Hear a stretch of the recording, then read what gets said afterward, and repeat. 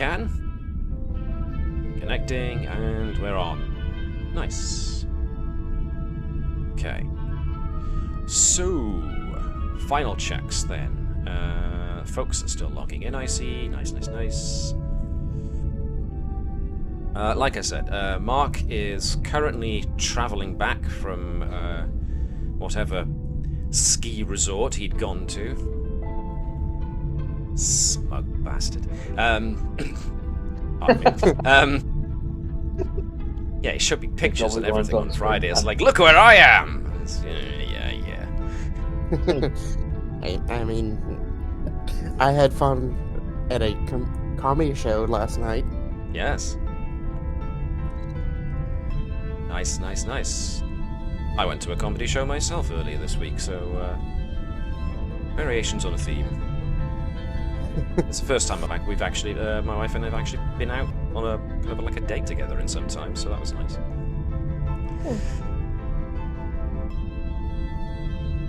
So I hope Fluffy was as funny as he's advertised. Oh, definitely. Excellent. Everybody needs a laugh. Okay, so David's still in. We got Chris. Connie has yet to log in. Oh, no. Oh. Yeah, I think that's me logging in now. Ah, yes. You appeared and disappeared again, so.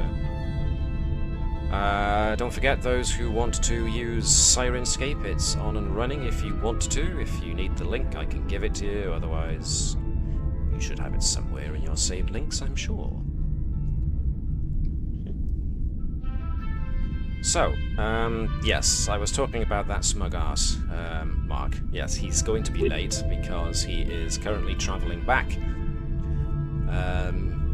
Last he alerted me, he was waiting to disembark, and that was about an hour ago, so, but with baggage checking and travel, he might be a little bit late, so our operations officer will be along when he's able. In the meantime, we have got folks dropping in, dropping out. Everyone's connection okay, or is it just mine that's wonking in and out? Mine seems to be stable. Yeah. Okay. What about the other Chris? It's me. Oh, what was that, sorry? You don't appear to be logged in to Foundry. Alright, I was logged in, and Yeah. for some reason I closed the tab. I I don't know noticed you why. disappeared. Bear with me. I should be back in just a Yep. moment. Yeah, there I am. Cool, and the gang. That's more like it. Whoopsie. I'm just looking at Foundry and watching the number of logged-in players slowly decrease. They're leaving me. No, it's good. It's all good. Okay. Excellent. All right. Final checks, then. Everyone's seen what they expect to see. Like I have noted, somebody, if Dave asks for it, somebody might need to screen share in a bit, but not necessarily yet. Yeah, we're all good at the moment. Okay. Excellent. Okay.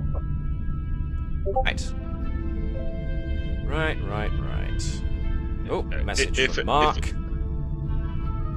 He expects to be on in about 25 minutes. Okay. If I say shields are down, that's that. Well, if I don't say Right. anything, Code. That's code for yeah, help my PC you'll has see. died. Okay. Yeah, you'll see me Disappear very suddenly off the other list. off the list. Okie dokie. Okie dokie day. So if everybody who's going to be here is in, I will give folks a little bit of extra time to log in and stuff by taking us to the intro sequence. So let me just sign a few things out. There we go. We will see you in a couple of moments, folks. Stay tuned.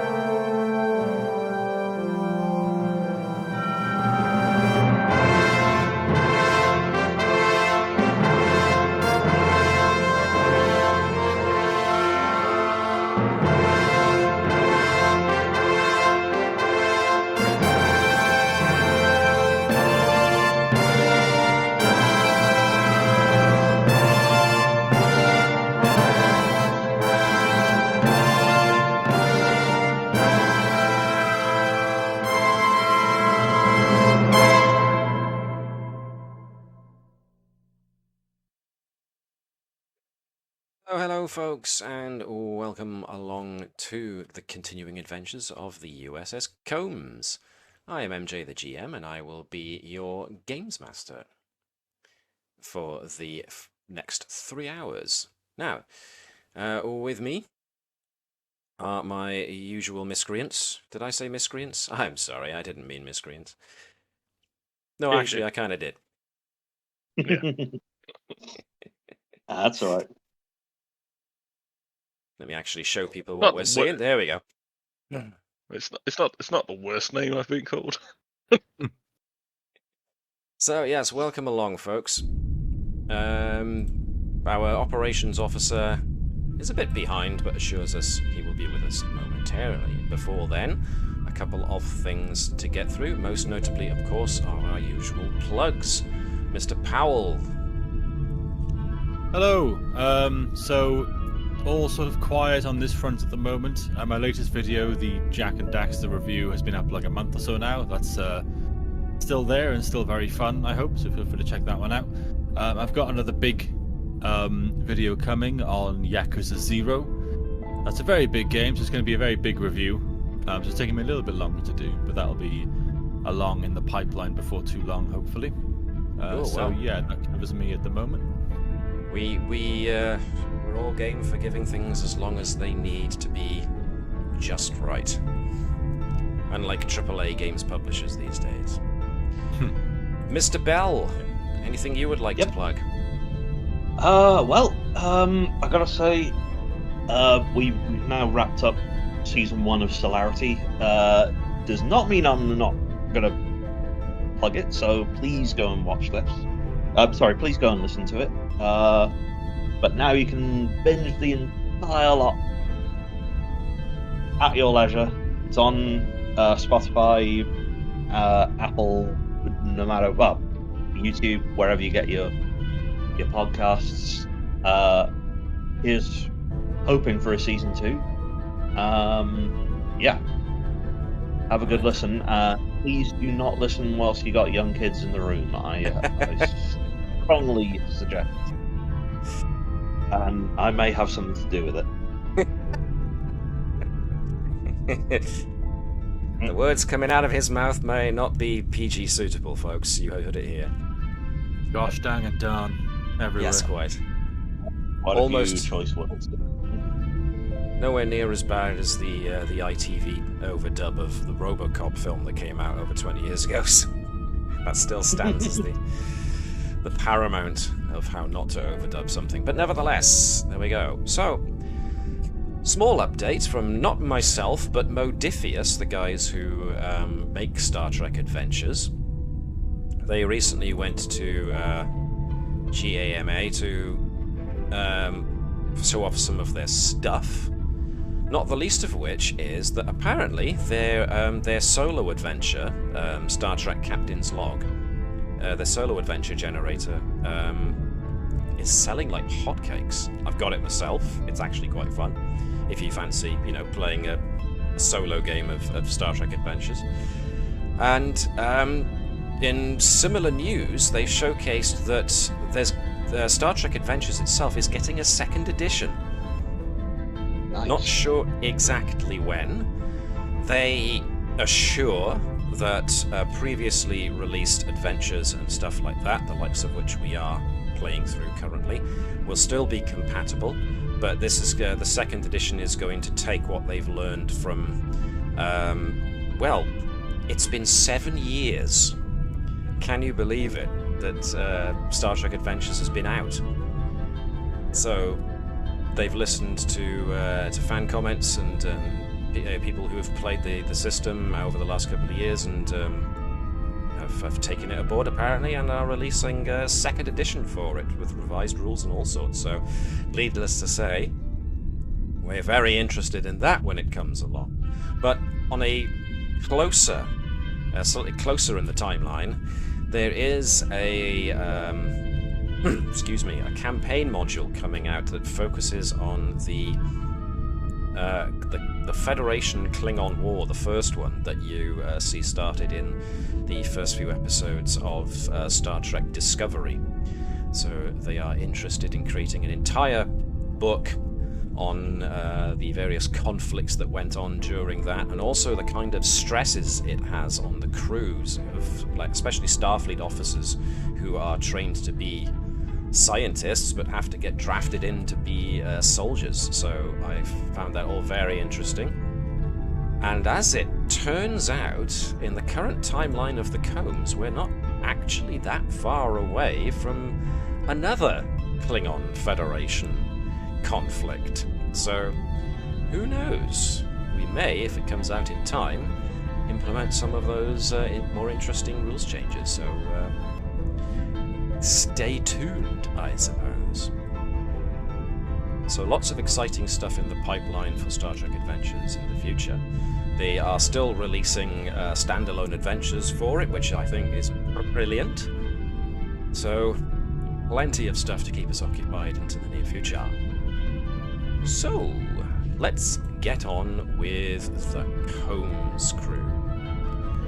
So, let's see. The last episode actually saw... Well, it actually saw Admiral Stoker get finally taken away in chains, metaphorically speaking.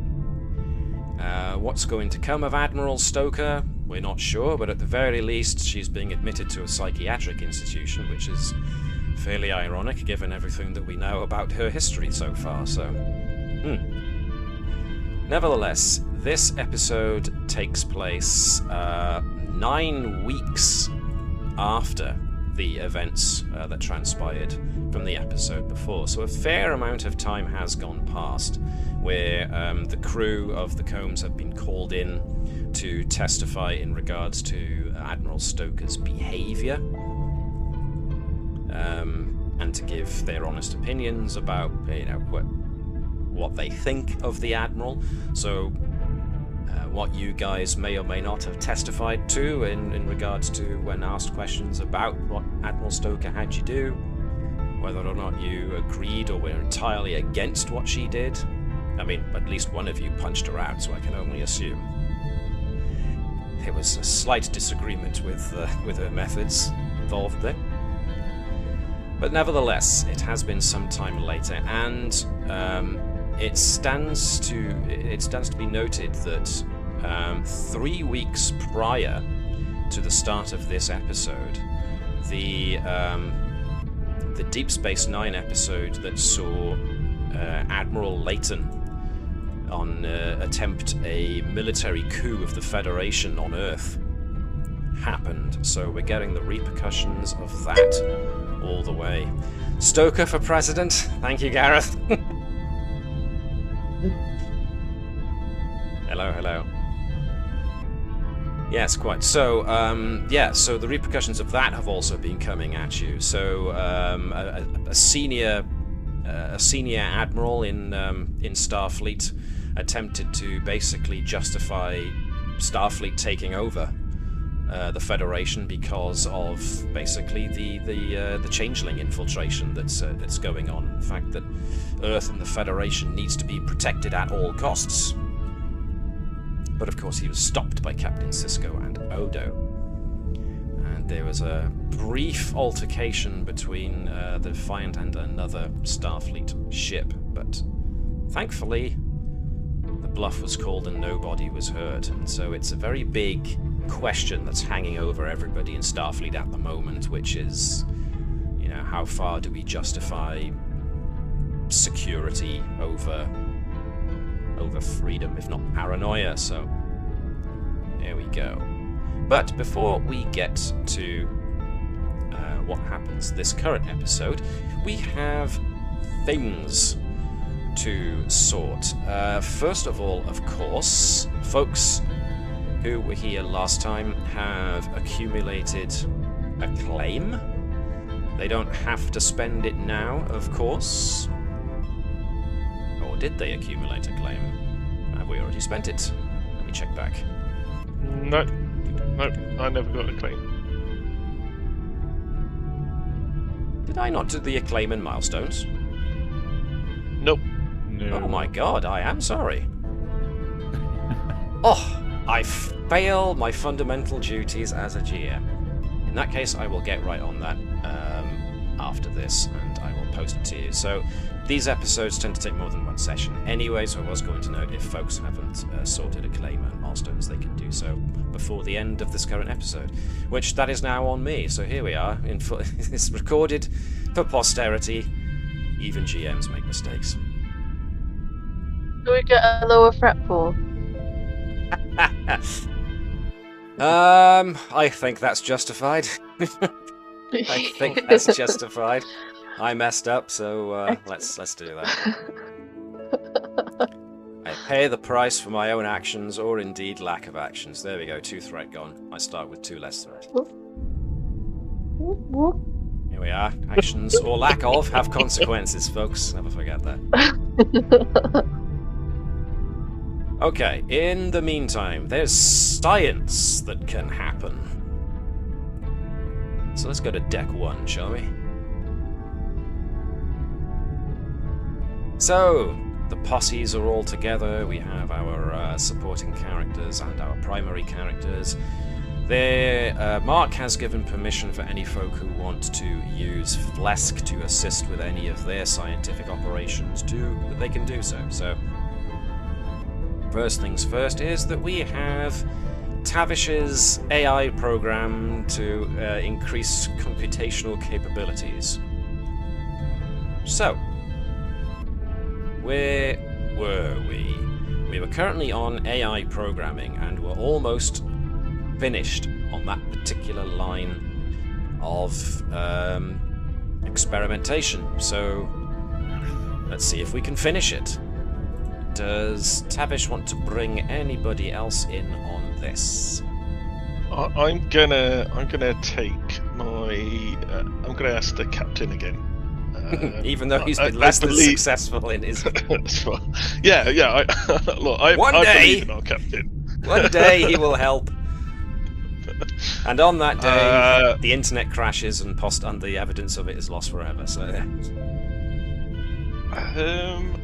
I was gonna take my new ensign,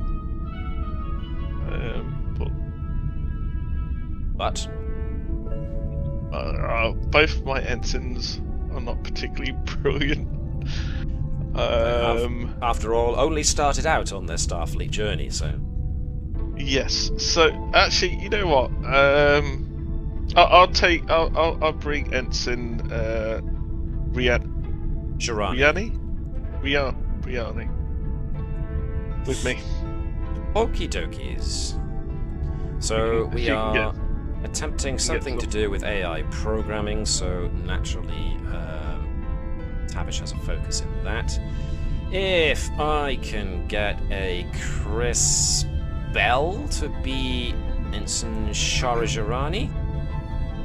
Okay. We are looking at reason and engineering.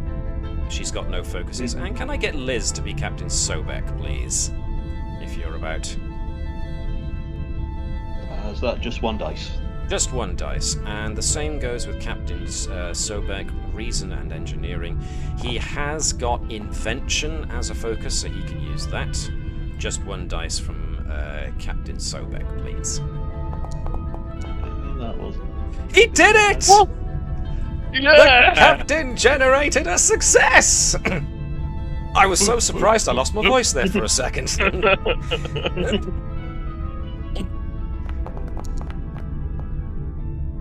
Wow, look at all the 11s. 6, 11. 4 successes. It goes to 11. It's like Spinal Tap. So, yes, the simulations have been locked in, the tests have been conducted, they've all brought back positive results, and so it's come down to the finish, and you believe you found it. The heuristic program has been set up, it's ready to accept input. You've given it some test inputs and trained it on the relevant engineering data that you want it to specialize in, so it's now just a case of having somebody actually graft it into Tavish, and yeah, there's going to be a medical procedure involved after this, but the The math looks solid. The device is holding up to testing. This looks like it. This looks like you've done it. I'm going to be calling in some favours. Yes, indeed. But that'll have to happen after the next after this current episode. So, yes, indeedy. So, yeah, all very promising stuff. So, an AI program to supplement Tavish's ability to basically think on her feet while something else takes care of the boring, mundane processing. Cannot possibly go wrong in any way, shape, or form. Nope. Voluntary augmetics. To think all those Starfleet officers who've been injured in the line of duty and had augmetic replacements, and Tavish comes along and says she wants one purely because it'll make her life easier.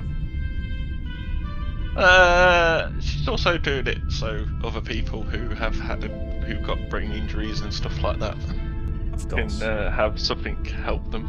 But yes, it is mainly because, you know, Tavish is curious, and, you know, who better to experiment on than her?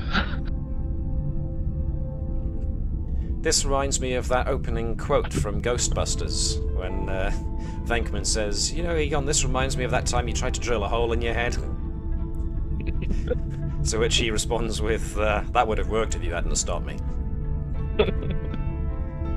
Curiously, we are drilling a hole into Tavish's head and fitting something else in there, so, Yeah. The parallels. Yeah, Anyways. parallels. Oh, hello. Oh. Hello, young ladies. That's fine. I mean, nobody expected you to have to sign on the moment you've come back from coming from another country. It's dedication and keen, man. We appreciate it. So, we have finished Tavish's project. So, Mark's come on just in time to maybe Flesk to do his own project. Ooh, okay. Yes. Who's left available to support me then? Well, the captain I think and one of the engineering ensigns were used for Tavish's thing, so everybody else pretty much is free. Ooh, okay. So who was it? Let's see. You were last looking at using replicator technology, I do believe. And we're about halfway through that, more or less, that particular line of inquiry. So anybody who has got any kind of knowledge whatsoever on replicator tech, the closest, I suppose, would be our extremely awesomely named transporter chief Zonvagor. Mm-hmm. Because transporters and sensors? Transporters and sensors, because replicators are not a million miles away from that kind of technology. You know, it's basically matter transporter and conversion, but you know, there's matter conversion at the end of it, but it's still that kind of thing. So, if you would like Transporter Chief Zonvagor along for the ride, yeah, if someone wants to take over Zonvagor, I'll then get I ready to roll. will ask Mr. Powell to take over Transporter Chief Zonvagor, who we can find here. Sure. And we are looking at reason and engineering for this guy, with a focus on transporters, because they are fairly close. And Sure. I do have a focus one dice, in... yeah. 1 dice from Zonvagor, please. And I have focus, because... There's another 11! I think this AI program's talking to us in I binary. think it is! Oh, there we go. I'm getting spooked out here. Oh, thank goodness. But now there's 7s involved.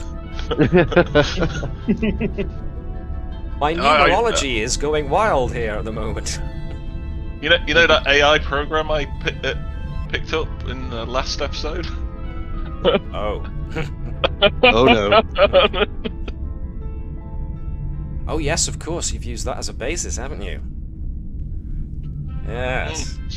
I'm No, I totally haven't. not going to use that. Did I say that? I'm afraid you did use your outside voice, yes. Oh, god damn it. What's the first rule? Never give the GM ideas? Anyways. If the GM starts laughing, it's already too late. I do have a grin on my face, I'll give you that much. But anyway, that's 2 successes overall, not bad. It means that we are still not finished with that particular line of inquiry, but we are getting closer. Currently, it's all about that kind of miniaturization of the current technology that takes up, you know, an entire booth in a room.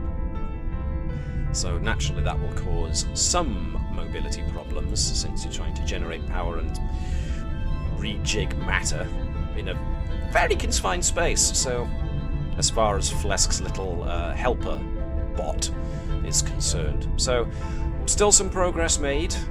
Definitely haven't finished that current line of inquiry, but closer than you were before, almost certain. So, unless anybody has got any other scientific projects they would like to try out, does Sot want to try his own medical experimentation, or do that thing where he was going to upgrade the EMH, or is that still being put by the wayside? That's okay for now, thank you. Does Gurkhan have something she wants to do? What were you going to say, Chris? No, I was going to say I could help out with the Dr. Sot's science projects now. Well, that'll have to be next time, but yes. Yes. The first true test of this AI assistant program. See if it'll help you with a medical procedure.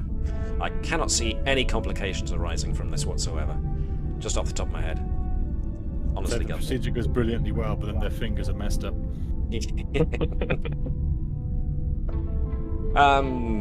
Connie, do you have any ideas of anything that Gurkau could do science with, or are you good with what you got so far? Well, I do have that preserved mummy arm if I wanted to make my own business venture on anti-aging. Anti-aging creams are like cosmetics. But yeah, I think I want to do something with my botany, and I don't know, something medical to like anti-poison or what's it called? Just medicinal uses for botany. It's no, no subterfuge there.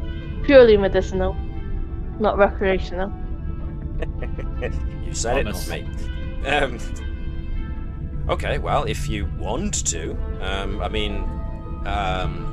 certainly the medical applications for various plants is nothing that's been kept secret for a long, long time, but, if Gurkau herself wants to start investigating things naturally occurring antitoxins and stuff like that can be nurtured maybe in the arboretum of the ship or the hydroponics bay. Yeah. You know what? Let's make that super serum. A super serum for enhanced combat abilities. Ah. We want to go there, do we?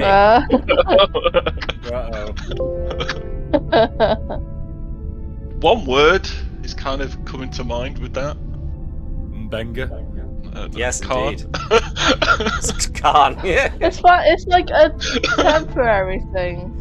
So it's basically you're looking to create some kind of adrenal booster. Exactly.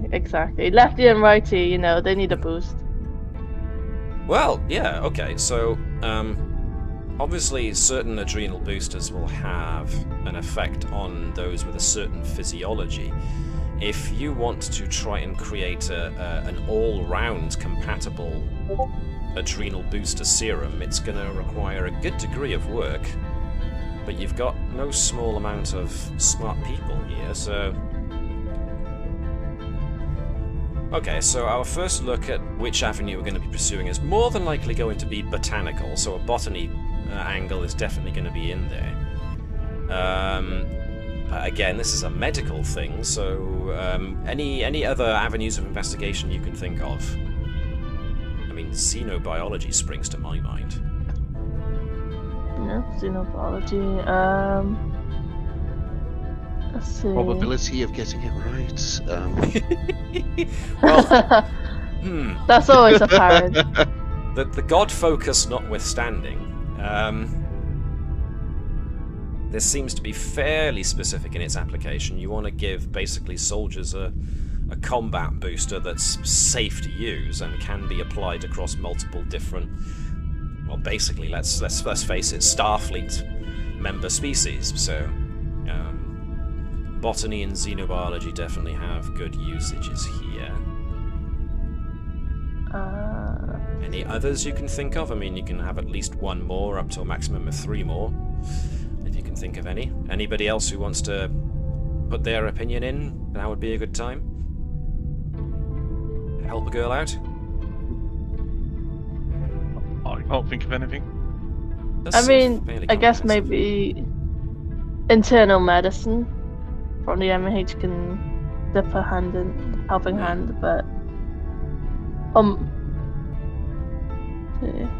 yeah. Okay, internal medicine.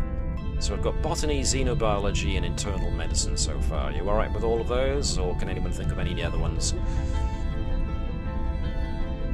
I will take the silence for no, that sounds good to us, Matt. Sounds good to us, Matt. So, let me think. This is gonna be fairly straightforward, so I'm gonna go with... It takes that amount of time, but I won't tell you that because you don't know. So, with this project in mind, which makes sense because you've got had like 9 weeks of downtime in between all of this business with testifying against Admiral Stoker, so which avenue would you like to try first? Botany, xenobiology, or internal medicine? Let's try botany first. You know, Okay. see what kind of plants or vegetation could be helpful Yep. in the first place. Who would you like to help with that? If anybody. Uh, I mean, Flesk and Zonvagor and the Captain and Tavish and Jirani are now no longer available. Botany. I suppose a case could be made for Garrow's survival focus because, you know, he has to be used to be able to... He's had the training to suggest which plants look like they are safe for use for things like medicine whenever you go down on a planet and find yourself stranded. Hopkins, not so much. The Captain's been used. I mean, Dr. Sott doesn't have anything to do with botany, really. What about Nurse Euro? Xenobiology, virology, medical diagnostics, not really. The EMH? No. Internal medicine, emergency medicine, and surgery. So anybody that gets brought along to this is going to be used purely for their brains, but like I said, Garrow does have survival, so that could be used as an assist. yeah, I think Garrow's survival will do well. I mean, I think at most at this point we might just start eating everything and seeing what happens. So, safe, spicy, Very scientific, yeah. toxic. That's alright. You can eat anything once. Yeah. Exactly. Alright, so let's have... Right, this isn't going to be Garrow's... Actually, Garrow's not bad in medicine, so this is going to be... This is going to be reason and medicine from Garrow, and it's also, because it's botany, going to be... Yeah, okay, reason and science from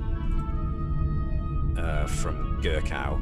So 1 dice for Garrow, 2 dice for Gurkow. Let's see how we do. But I can use my focus for this one. Using a focus for this one, yes, please. Okay, so reason and medicine, 1 dice with Yes, focus. please. No 7s or 11s. Okay, the numerical curse has been broken. Ooh, look at that! Good lordy lorks. Okay, I really like my greens. Well, it shows, because you make an awful lot of progress in just one sitting of experimentation and whatnot. So, you know, you've created catalogues of the plants that you think would be the most beneficial, most applicable to what your end result. Which ones seem to have similar responses that go across species? Which ones might have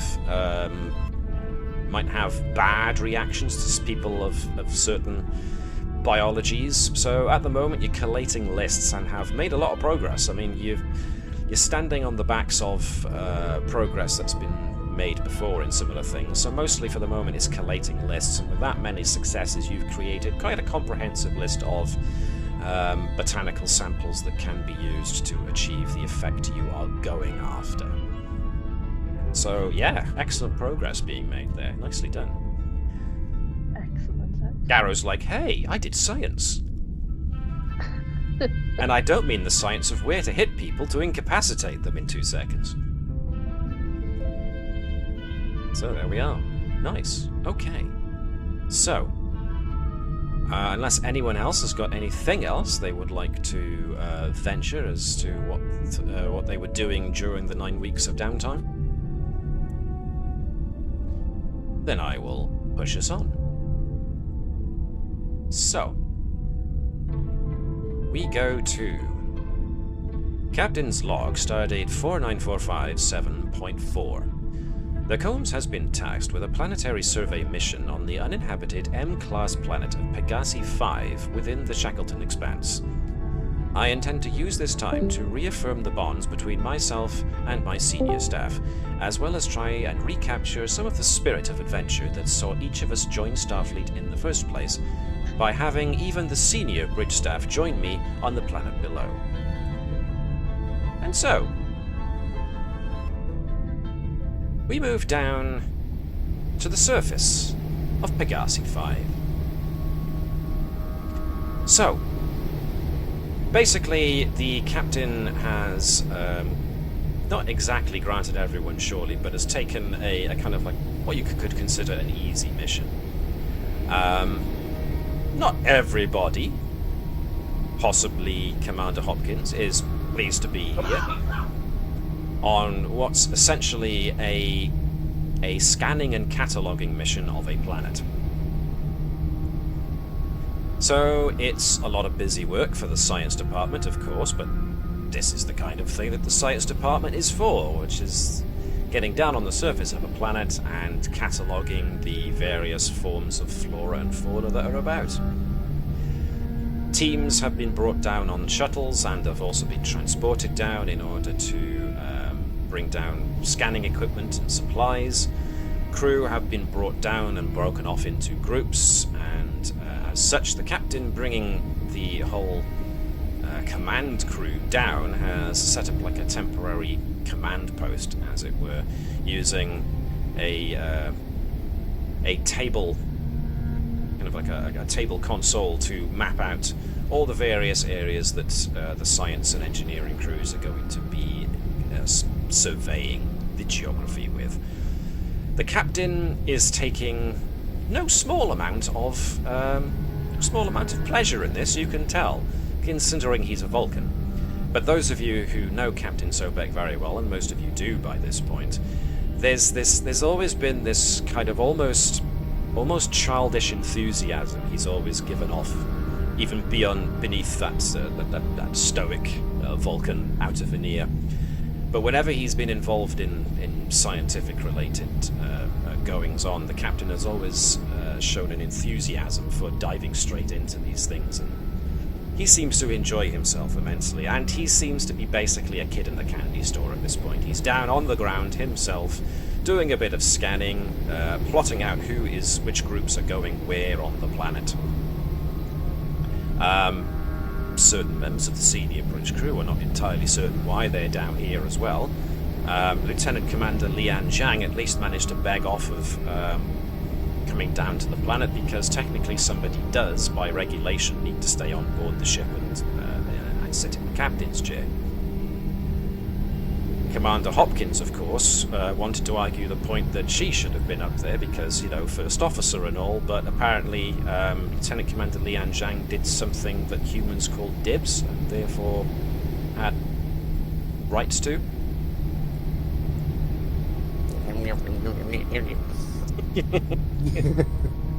You know, Hopkins is down on the surface, basically coordinating science crews. The captain may or may not be seeming to take a small amount of pleasure in the fact that Hopkins is very bored.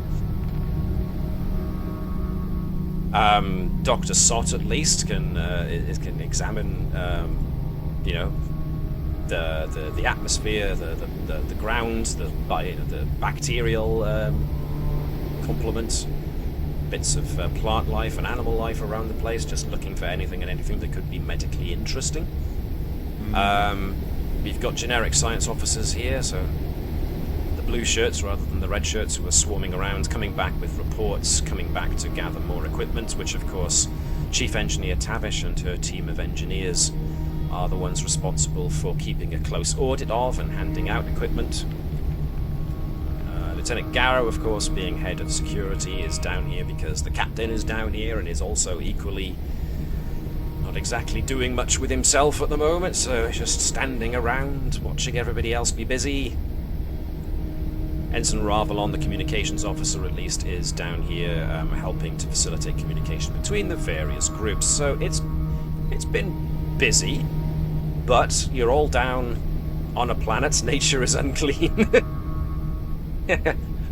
Flesk protested the fact that he was not allowed to come down in an EVA suit on a planet that, even though it's M-class, nobody has yet screened for biological contaminants, or whether or not there are any rodents that might have things like rabies or some such. So Flesk has insisted he keep a sidearm at all times, just in case. His little helper is always buzzing around, giving people medical scans. So whenever an ensign or a member of the science team comes back with new data, the little medi-droid gives them a quick scan over to show whether or not they can I hit that tree with my bat'leth? The bat'leth had to be left behind, unfortunately. The Captain Sobek allowed the Duktag to come along because, well, there's no point to bring on a two-handed edged weapon when all you're doing is a planetary survey. So, this has been very busy, of course, for Gurkha, because this is basically her team, her science department is working very busy on all of this. So, but yes, so it's all hands on the ground, as it were. But at the very least, you get to enjoy it's not exactly tropical, but it's temperate, but it's still the warm end of temperate. The gravity is Earth standard, maybe 0.1 above, but fairly comfortable for all of you, except for those from somewhat harsher planets, of course. But there we are. So Ensign Ravelon brings a confirmation that some survey teams have detected what appear to be evidence of structures beneath the surface in several places, which of course makes the captain even more enthusiastic. Do I need to modify a phaser rifle? No, you don't need to modify a phaser rifle. Whether or not you want to modify a phaser rifle is another matter entirely. Captain Sobek, meanwhile. Ah, yes, more ruins. Excellent, which of course brings Lieutenant Turin's attention, because she is your xenoarchaeologist. This does seem to confirm with the orbit scans that Lieutenant Gurkha took, suggesting there are more than a few ruined structures buried beneath the surface of this planet, suggesting that there was a civilization here at one time.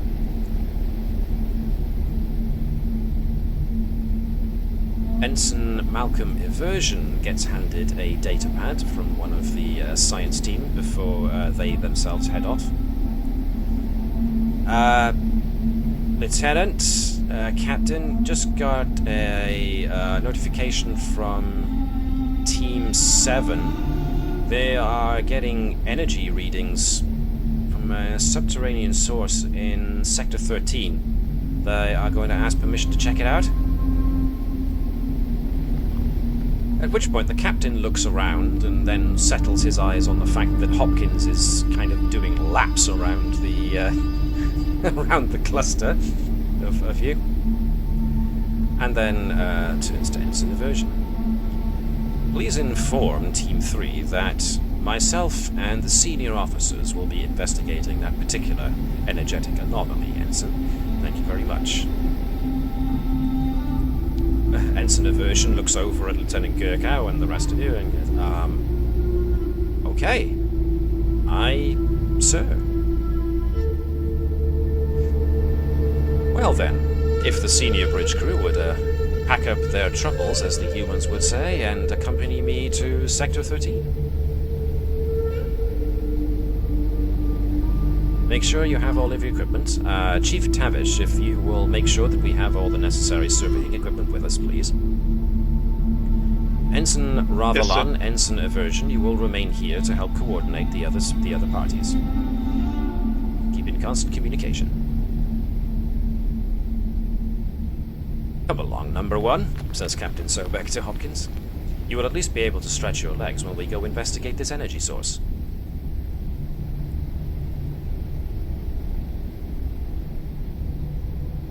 And so, the bridge staff, well, they grab whatever they think they should grab. Obviously, tricorders are a must, data pads as well. Needless to say, anybody who usually has a Type 3 phaser does not have a Type 3 phaser. They can keep their Type 2s, but this is a planetary survey mission. Scans were done in orbit ahead of time to suggest that there were no sentient life forms already on the planet, and that the local fauna at least didn't suggest anything too big or dangerous, but that's why people are bringing along at least, handheld phasers. Has Tavish replaced the engineering tricorder after the old one exploded? More than likely. You've had 9 weeks. Yeah. Whether this is Gerald or not remains to be seen. This is Gerald the second. Gerald 2. Gerald Mark II. Okay, so sequel to Gerald. How do I take off? So how do I take the Type 3 phaser then? Just we will leave it in your belongings for now, because it is what you are supposed to have as the security chief. But any time the situation might arise where you go, oh, I'll use a Type 3 phaser. No, it's not there in this case. Type 2 it is. So it's the Type 2 phaser. Whether or not Garrow wants to bring along the spear, I mean, the spear has no use here whatsoever, so the captain will probably object to that. Seeing as, we're on a planetary survey mission. Yeah, I'll probably be using the phaser or hand-to-hand if needed. Go hand-to-hand with a squirrel, because, quite frankly, the little bastards deserve it. And I have single-handedly, in the last 50 minutes, managed to make this a PG-12. PG-13, whatever it is. Nevertheless, Captain Sobek insists on Lieutenant Turin coming along, just in case they do find any more evidence of those underground structures. Dr. Sott, Chief Tavish, if you will accompany us. So everyone is off on a little investigation. So, we shall move along. Let me load up the next map.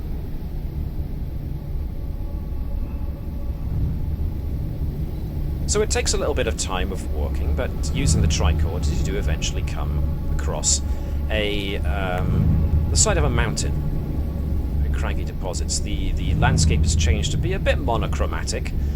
mostly from the large amount of magnetite deposits that appear to be in the ground, especially the mountain, the rock of the mountain itself. But nevertheless, you do start to detect increased levels of energy coming forth from an opening, which appears to be a cave entrance.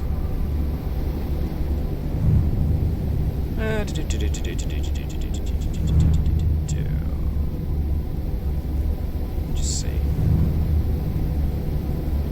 So,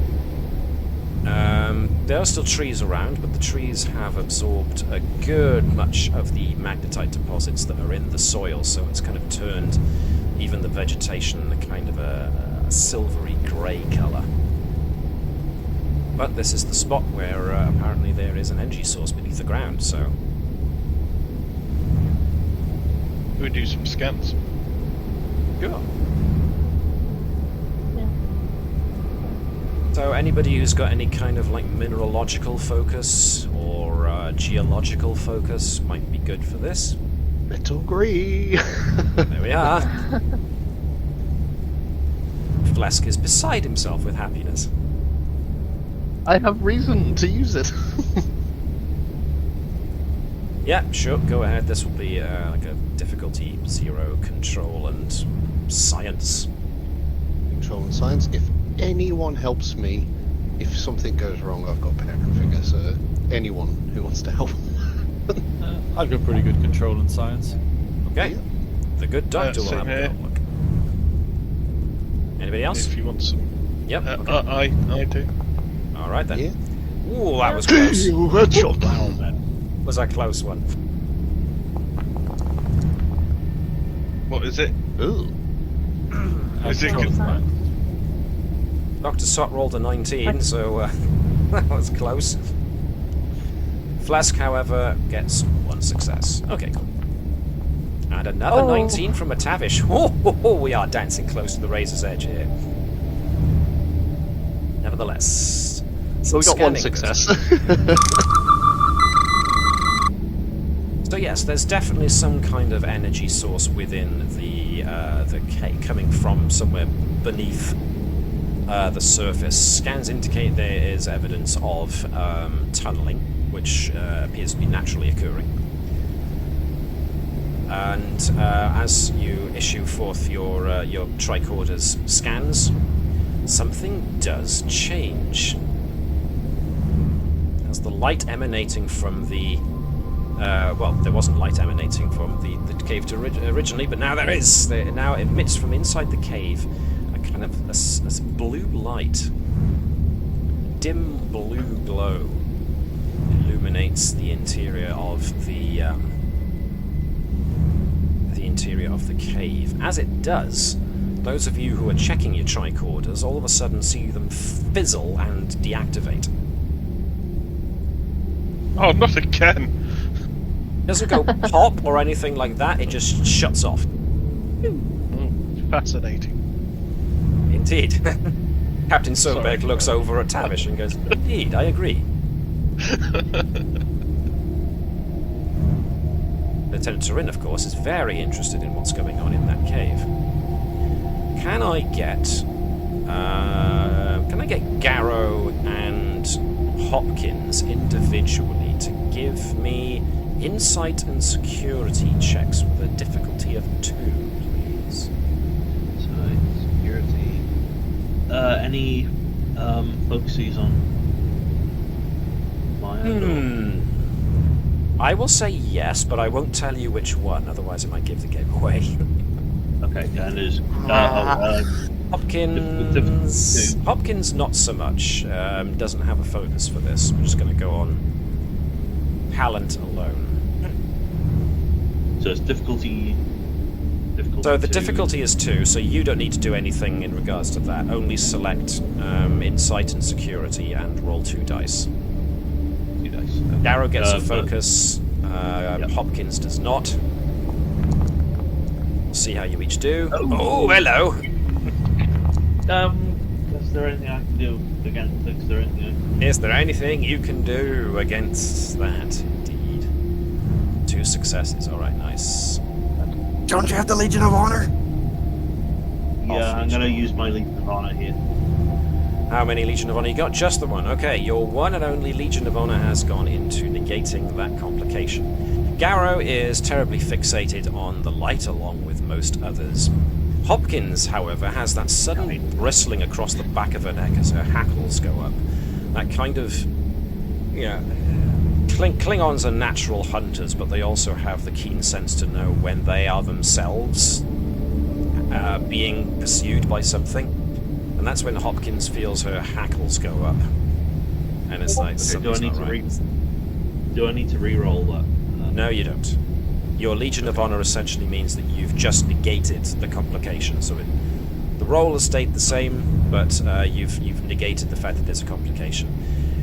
Hopkins can feel like this kind of vibration in the ground, just under the soles of her feet, and she's getting worried that it's getting closer and closer. And that's when everybody else hears it too, as a kind of a burrowing sound as Earth is moved aside, as these creatures emerge from mounds of earth and rock.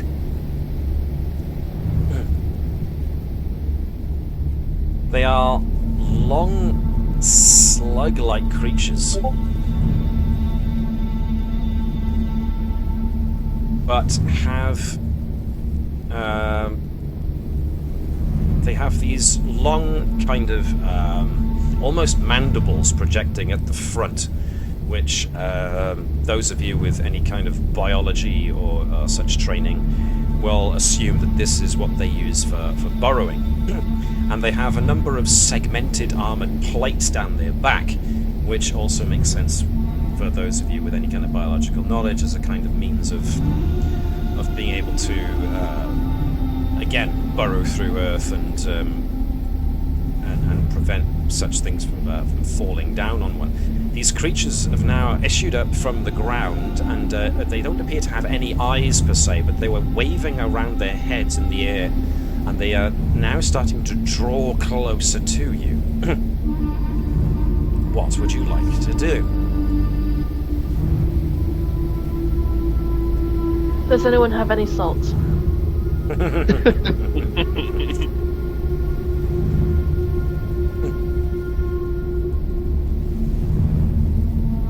Yeah, Hopkins, you really don't like the look of these things. They have all the warning signs of being something that is an animal that perhaps is reacting to an invading presence. As such, Do they look hungry? you can't tell, but they're certainly snapping their mandibles in the air. Does Flask still have his spear of Cleanliness. cleanliness? Nope. The Give 'em captain saw poke. no reason to bring down two-handed edged weapons.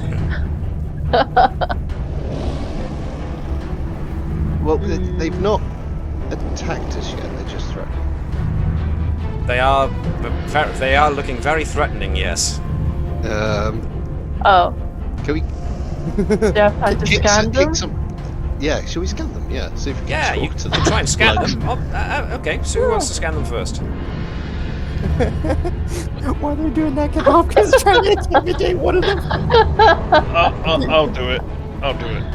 So somebody wants to go first and scan them. I will. Okay, cool. Hopkins lifts up the tricorder and then goes, oh, wait. I want to try to intimidate.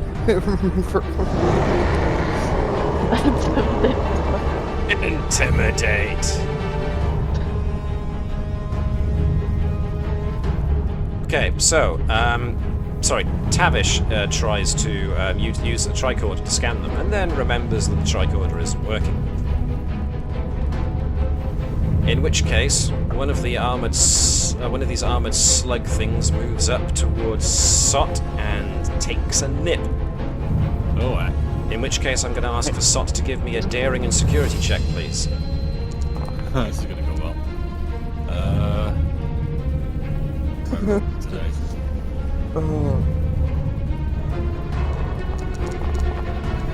Oh no! Oh no! Legion of Honor. Legion of Honor. One success. How come the defense? So one success versus two successes. Sorry, I keep talking over you there, Chris. No, I was just saying, like, I'm just prepared for my rolls to be terrible at the moment. I'm just, got my hand in my pocket with the Legion of Honor preemptively. So, Dr. Sop throws one of his medals at the creature, which, ironically enough, does nothing. Nevertheless, the slug wins the... no, you don't. Damn. The slug wins the slug wins the exchange and therefore gets to roll damage. Luckily for Sot, only gets 2 successes. Sot narrowly avoids getting part of him taken off. So lazy didn't do that. Close.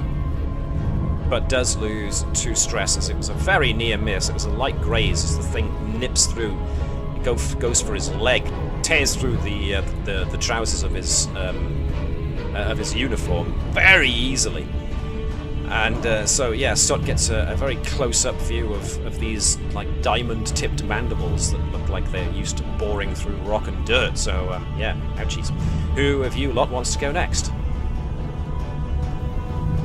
Does Hopkins now want to try being intimidating? Someone who can fight, because I can't. Oh, I mean, now if one of them try to attack, yeah, she's going to try. She's going to try to arrest one of these things as a submission. Okay then, Hopkins. Now, against the captain's better wishes and judgment. Better wishes and judgment? I'm sure it's judgment and better. I can't even form that as a complete sentence anymore. Nevertheless, even though the Batleth was denied, the Ductarg dagger was allowed. So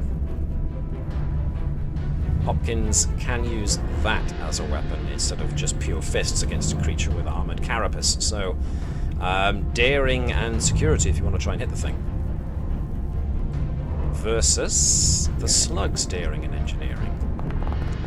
And of course, any focuses you care to use. I didn't roll too great there. Alright. So, daring and security. And since I'm punching it hand to hand. Yep.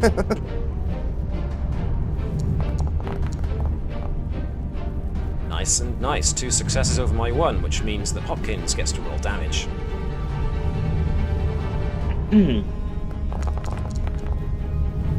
It's a good lot of damage there. Unarmed though, so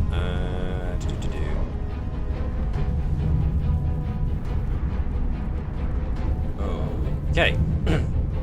So Hopkins winds up and throws in the heaviest kick she can manage, and when it lands and makes contact with the slug, the thing is pretty much knocked onto its back, so that it's waving its foot, its slug-like foot in the air. But there was definitely when Hopkins' foot made contact with the creature, it was definitely a case of "ow, that hurt." Doesn't obviously come out and say it because, you know, half Klingon, but there was an entire lack of. It didn't seem to hit as hard as Hopkins put power into it. So the armored plates of these creatures are making it tough to injure them. Speaking of which, it's one of them has a turn next. This one is going for the captain. So, I'm going to want somebody to roll the captain for me. Can I have Connie be the Captain Sobek, please, and give me daring and security? Certainly. Sobek does not have anything that can help him in a fight. So. Yes, sorry, someone's trying to say something? Yeah, all he's got to do is just get 1 success. Yep. You got none, so it's a stalemate. Wow. Okay, cool. Okay. So, you know, the creature comes in, takes a snap, Captain Sobek backs away, and makes a move to try and maybe retaliate a little bit, but doesn't manage to find an opening. Who wants to go next? I'll go next. Okay, first come, first served. Gurk out. I am going to go protect the captain and get my Type 2 phaser out. I still have it on me. So this is a control and security check difficulty 2. Please. Yes. Okay. If you've got any focuses for weapons like that, that's fine. That's 2 successes on the beam. Cool beans. So that means you get to roll damage for Captain Sobek's. No, not Captain Sobek's. Gurkhaus. Phaser shot. Cool. So you didn't have time to give it a charge or anything. It's just going on regular damage. And as Gurkhau fires her phaser, the phaser beam strikes the armored chitin and deflects off. So it fires off into an entirely different direction, which means that Tavish and Flesk kind of duck as Gurkhau's phaser beam redirects in kind of almost their direction. Get down and boogie.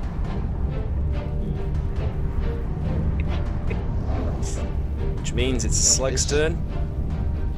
So we're going to want to take samples because we can make body armor with this stuff. Garrow is being attacked by a slug. If Garrow could give me daring and security, please. Daring, security. I only got 1 success. I guess I can use survival on. I would say hand-to-hand combat might be better. Yep. Alan, can I use mean right hook on? No, I'll use. If you want to use mean right hook, you can use mean right hook. Okay. Termination. No, talent. So your talent just means that your unarmed attacks get the vicious property to them. So you are rolling 2 dice, daring and security. You get to use your focus of hand-to-hand combat, and that's it. Okay. Unless, of course, you're adding determination, which it seems you're not. Okay, 2 successes, which was better than my 1, which means you get to roll unarmed damage.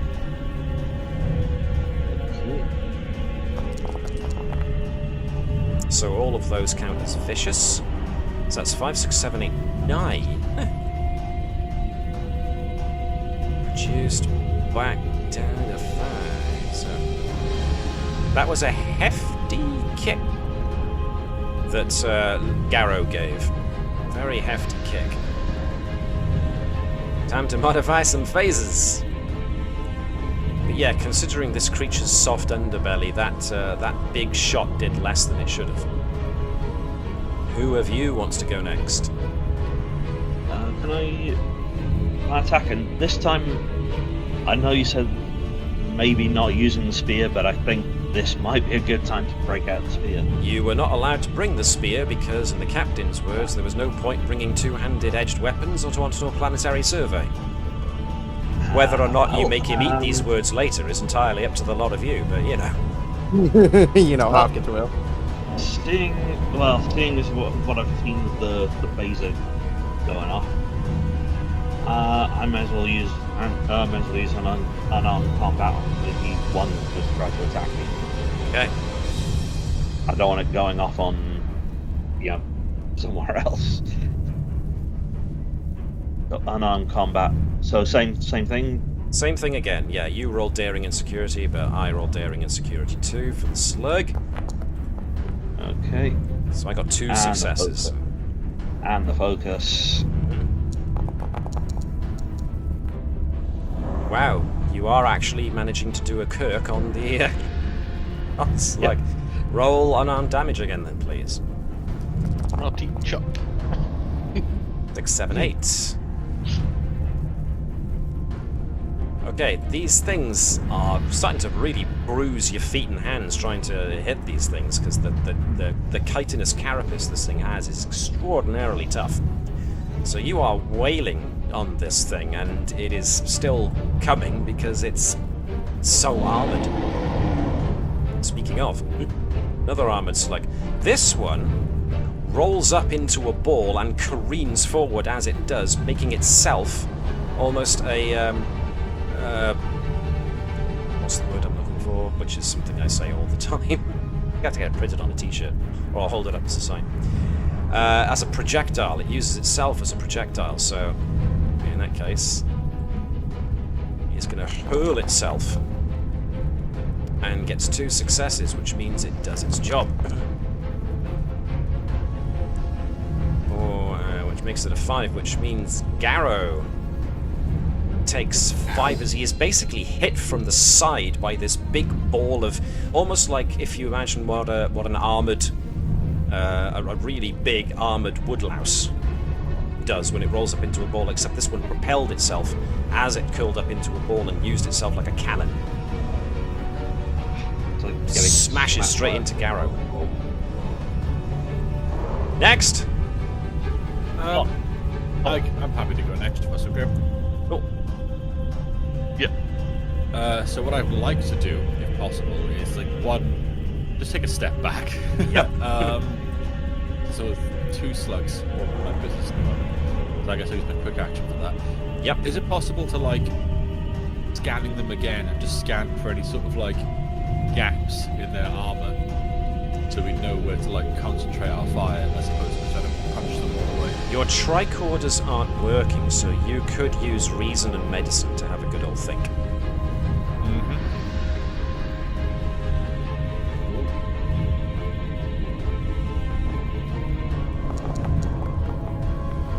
1 success. Okay. It's not obvious if there are any gaps in the plating, because they're moving around. Certainly on their armoured backs they seem to have a tremendous amount of armour, and it seems to be similar on their slightly softer underbellies, but their underbellies are also protected. They do have these tiny miniature feet that ripple out underneath them, allowing them to move. But from the sheen on their carapace, though, Sot definitely reckons that these creatures probably eat the magnetite deposits, or at least eat the rock that has the magnetite deposits in it. As such, that's more than likely what has formed this armoured shell around themselves. It's the natural magnetite deposits in their own bodies, which also explains why phasers are having no effect on them, because essentially magnetite is some kind of crystalline, is creating a kind of a polarized effect, which is mimicking the properties of superconducting crystals that you find in phasers. So yeah, their chitin shells are completely impervious to phaser shots.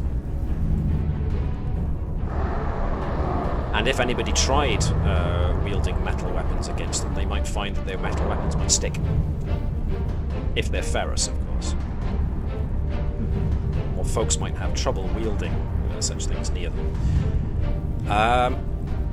In any case, Sot definitely reckons these things can't see, but can more than likely hunt by tremor sense of sorts, like a vibration sense they have, which might be lessened if you moved into the cave where there's not dirt to alert them to your presence. There's rock. I'm going to make a suggestion that we sort of make a bit of a tactical withdrawal.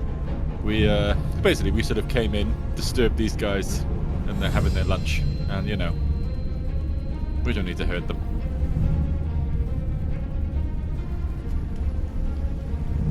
So with that knowledge of the fact that these creatures don't know what you're saying, and nonetheless the one next to Hopkins is going to return the favour. So Hopkins can make a daring and security check, please, with the usual focus.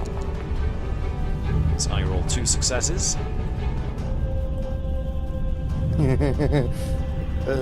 Determination of never back out? Sure. Oh, hello! You don't have Legion of Honor.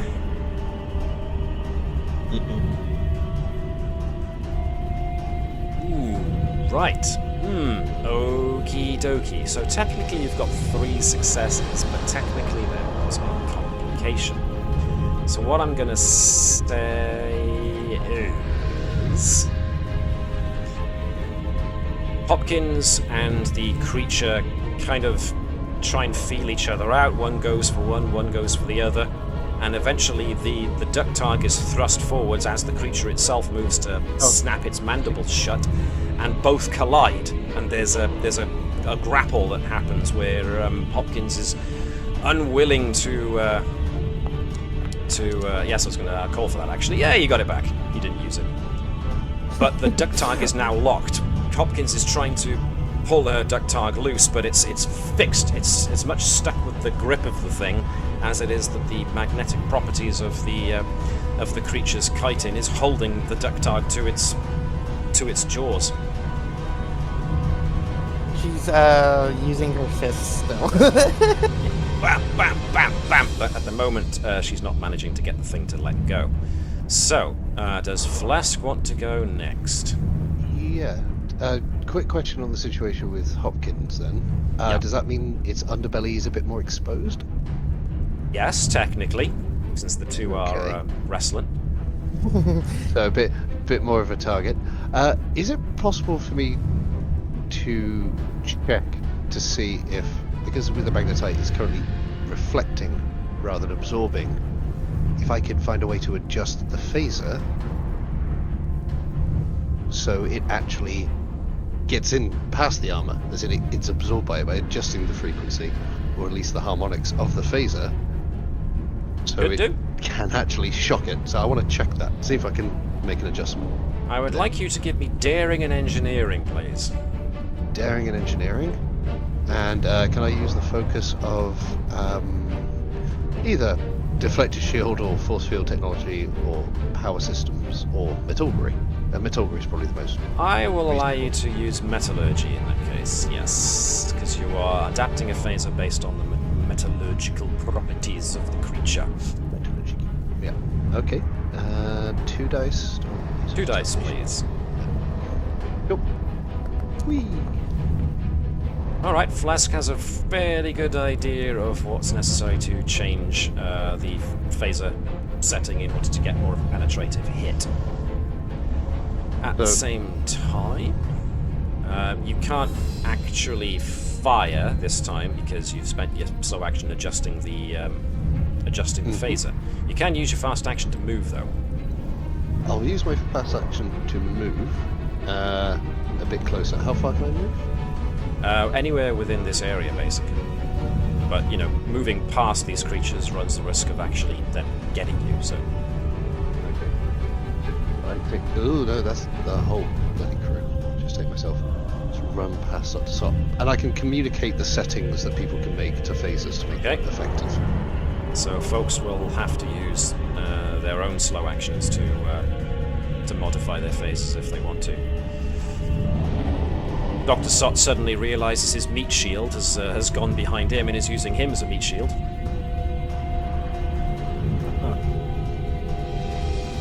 Nevertheless, 1 armored slug remaining, and it's this one, and it's gonna also turn itself into a ball and launch itself at Hopkins.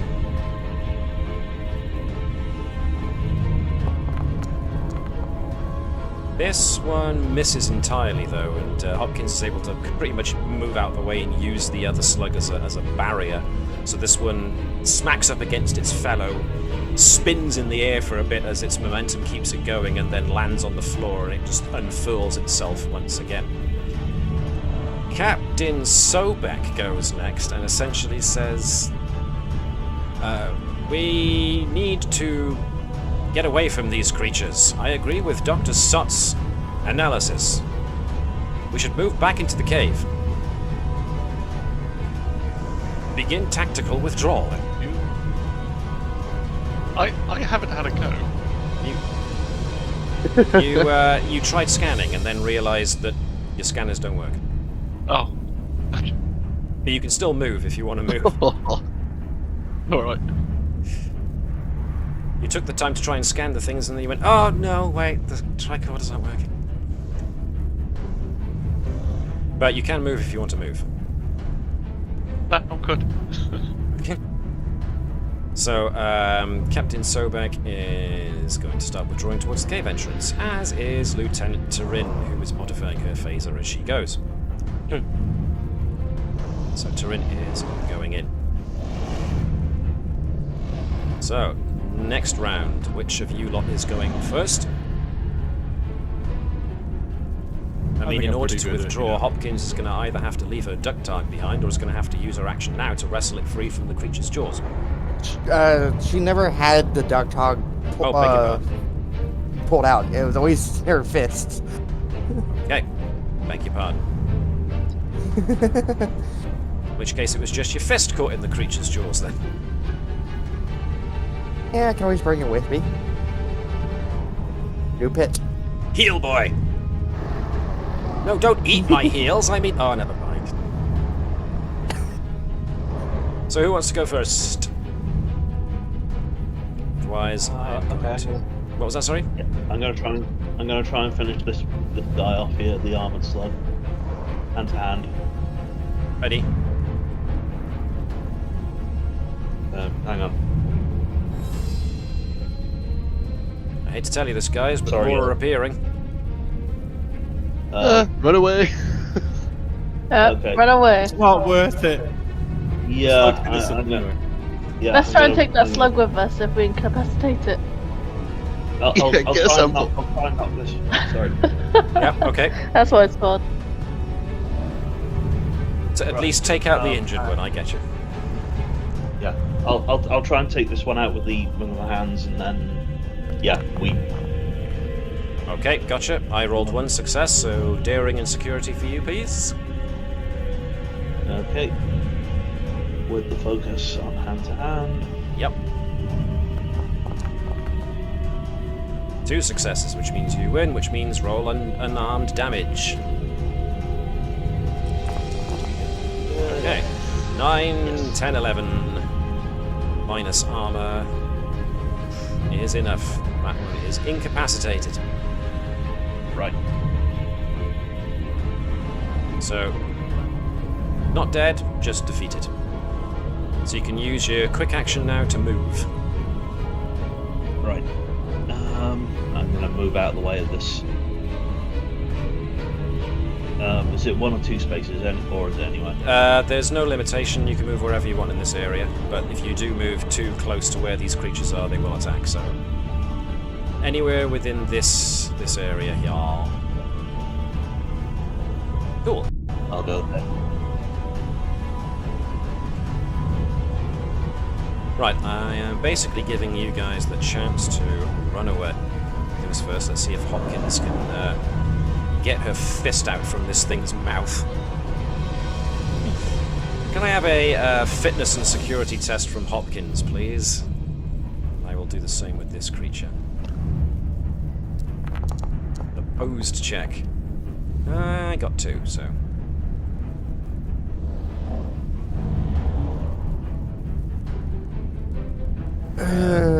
Would hand-to-hand count technically as a fucking... Sure, because you know how to use leverage and whatever to your advantage, so yeah, I can go with that, no problem. Okay, cool, that was enough for me, that was the target number, so... Hopkins stumbles back, her hand's a bit lacerated from the diamond-sharp pincers, but otherwise it's still functional. So she uses her strength and a bit of leverage to pull away, and can now make it out. So, what I'm going to ask for everybody to do now is... I'm going to ask you one by one to give me fitness and security checks with a difficulty of 1 to see how fast you can run. Oh no. These are not good, good So, rolls. Hopkins and Garrow, I'm going to assume are going to be following up at the rear because they've already had their turn, and they're going to be protecting you guys to run away anyways. I guess I can't use survival on this one, can I? No, like I said, Hopkins and Garrow won't be making this check because they'll be bringing up the rear and Okay. you've already acted. But everybody else, if I can get you to give me fitness and security checks. Can I get Liz once again to be the captain, and can I get Chris Bell to be Lieutenant Turin to give me their fitness and security checks? Okay. Everyone is rolling 2 dice. If they have any foci fitness related, that's fine. Captain Sobek is a sprinter, as is Gurkow with those short legs. We dwarves are natural sprinters! Tavish succeeds as well. Go on, sorry, Chris. What was the one I needed for Turin? Fitness and security. Okay. No focus. No focus. One dice or 2? 2, please. 2, yep. Okay, Ooh, yep, she's hello. quite fit as well. Good. So who haven't we had? We've had Tavish. Tavish doesn't need telling twice, so was gone, so we need Flesk and Dr. Sott. No, we've had Dr. Sott. We need Flesk.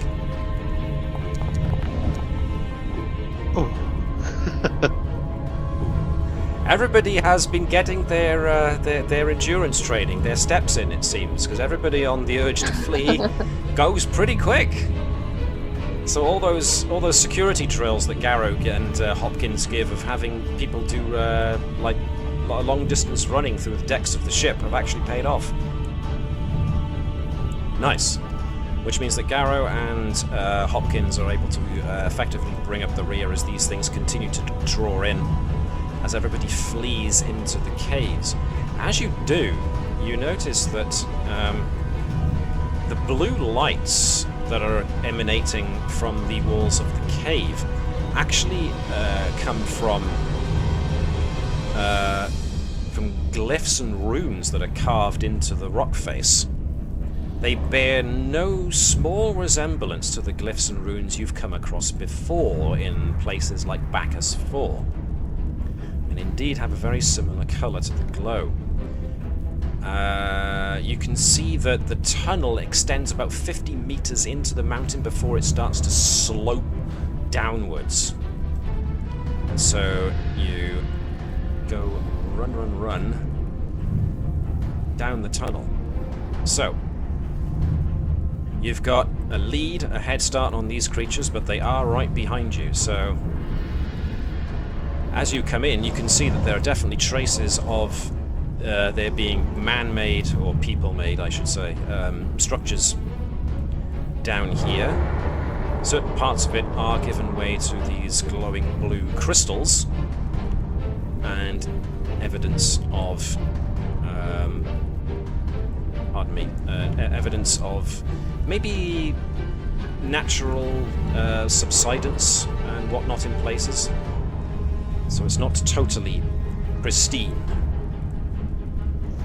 Nonetheless, you can definitely hear that the slugs are still behind you. They are following. So, you should have the ability to move your tokens, so feel free to move your tokens if you want to.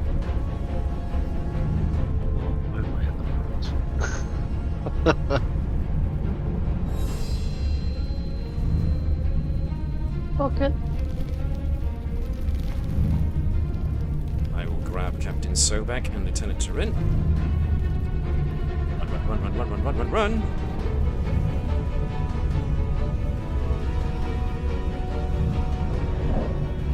Just going to bring Hopkins down a bit as the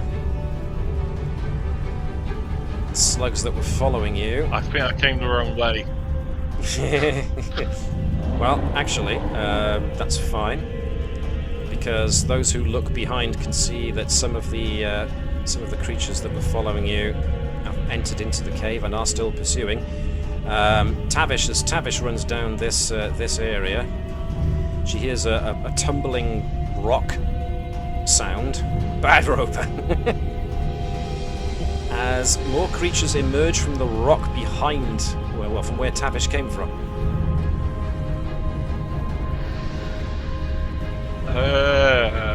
There's rocks in front of me, isn't there? You might have to leap to go over the gap. which suggests another fitness and security test. Oh, this is not going well. Whereas Sot, Flesk, and Gurkau have pegged it to the opposite side at quite rapid velocity. Lavish is fine. There's a brief moment there when her foot slips, but she regains her composure and her balance and manages to maintain her footing. As the captain and Turin continue to run down. As they do pass, another pair of creatures emerges from the rock face from little burrows. Starts sniffing around for more folks. Lieutenant Turin calls out at this point, "I believe the captain may have made an error. This does not appear to be the safe place that was at first alluded to. We may have inadvertently gone into a nest." Gameplay question. Yes. What is this grenade setting on the phaser? Grenade setting on the phaser. No, there's a little tick box here. Charge, knockdown, inaccurate, deadly. There's a tick box for grenade. Can I shoot a grenade? No, those are. So if you had a grenade, it would have the grenade thing ticked. It's a trait that realizes something. So charge in this case it should be ticked for your phaser, and that means that you can alter its settings to be either armor piercing, extra damage, or can take a wide area of effect. But you have to spend time jigging the settings in order to get it to work. I'm going to do something stupid. Let's go. Shocking, I say. I was going to do something stupid. A trio of armoured slugs come out from the walls behind Tavish, so... Because I wanted to give my fellow other people a bit of a chance.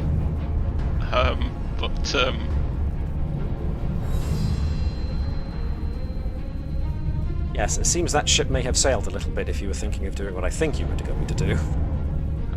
What did you think I was going to do? Go back and see if you can direct attention elsewhere? Actually, no. I was going to do exactly what I've done before with a phaser. Turn it into a grenade. Yeah, hopefully when I'm not holding. Hopefully while he's not holding it, yes, indeed.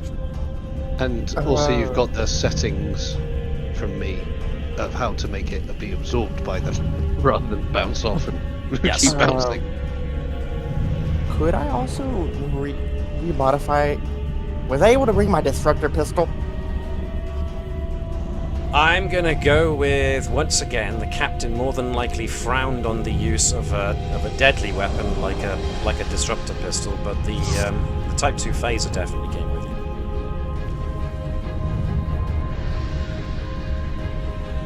I mean, you don't call him Captain Killjoy for no reason. I've got my phaser set, so I can shoot one and see how effective it is, can't I? You could try, certainly. How about we just get out of here? What were you going to say, Liz, in regards to using the disruptor? Oh, I was going to see if I can't shoot one and have it just like bounce between the all of them. You can always try. I mean... Yeah, she's going to try to aim at this one to get it to where it hits this one and then bounces to this one and just keeps going between the four. Okay. Control and security then, please.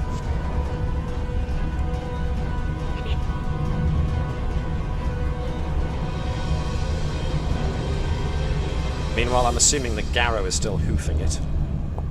Yep. Now.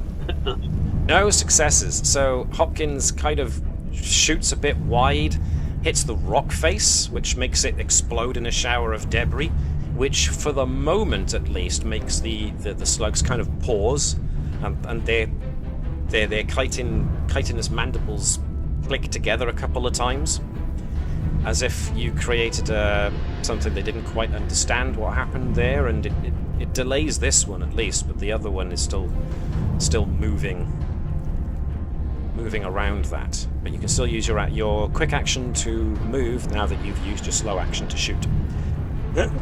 Excuse me. Arrow probably wants to move as well, I would imagine. Yeah, I'm going to move up, but I'm also going to take a shot at the rock face and try and slow at least one of these. But then, control and security as well, please. Sorry,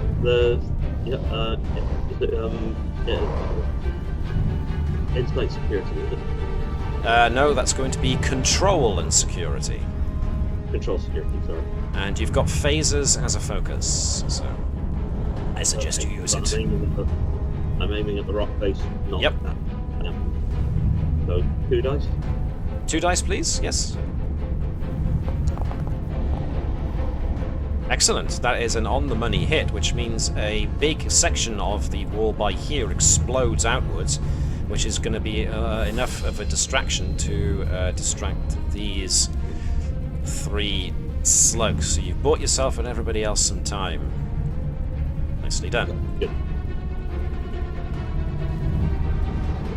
Captain Sobek, as you're all running down the tunnel, shouts, "I am very aware of the fact that I may have, as you humans have said before, tempted fate.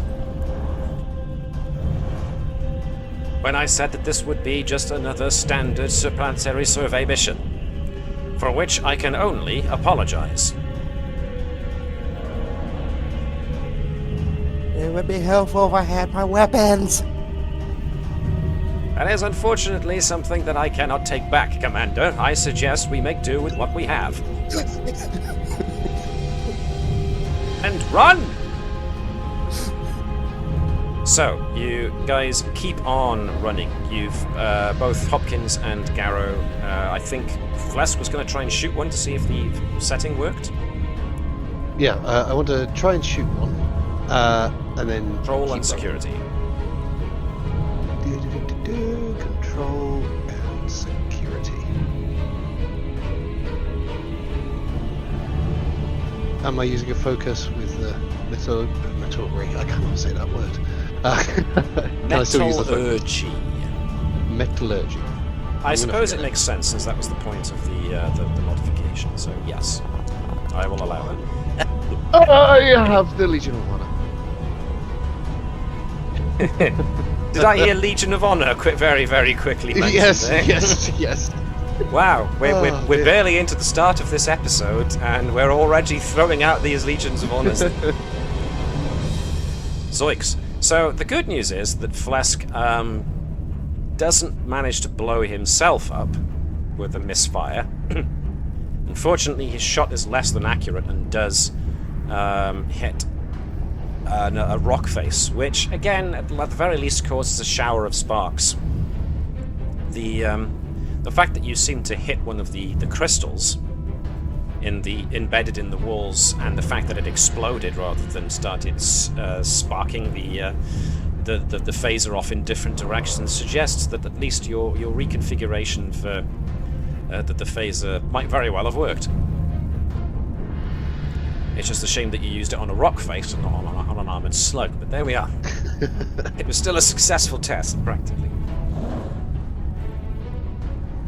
You eventually come down to a large opening as the makeshifts... No, they're not makeshift at all, actually. They are actually fashioned out of the rock stairs that lead down into a wide circular chamber.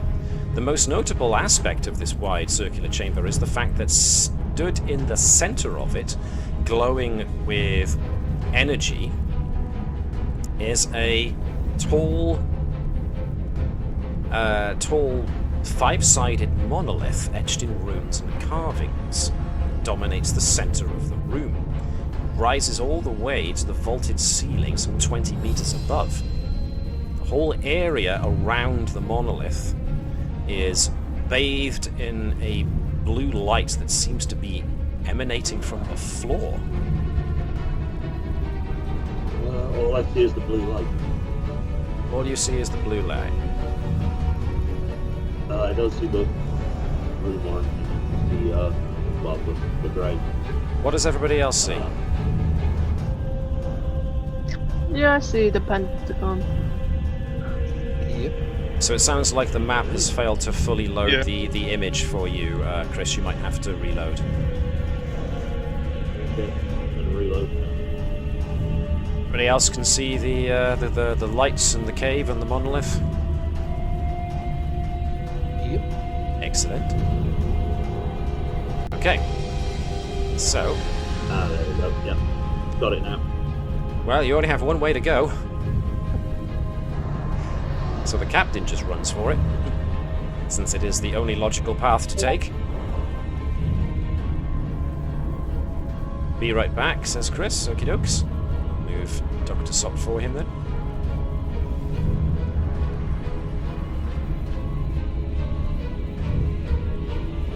And Serin is especially interested in the monolith.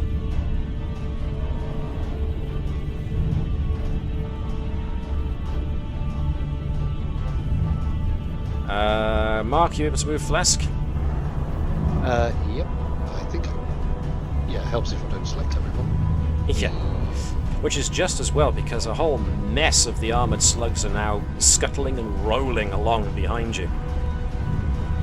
What you notice is, as you all enter into the floor of the chamber, and basically the more martial-minded amongst you get ready to have to face off against these things because there's no obvious way out of this chamber, the slugs stop at the edge where the blue light is emanating from. Before any of you have a chance to do anything, the runes and glyphs on the monolith begin to flicker with light. Yes, Chris? Sorry, I was about to say,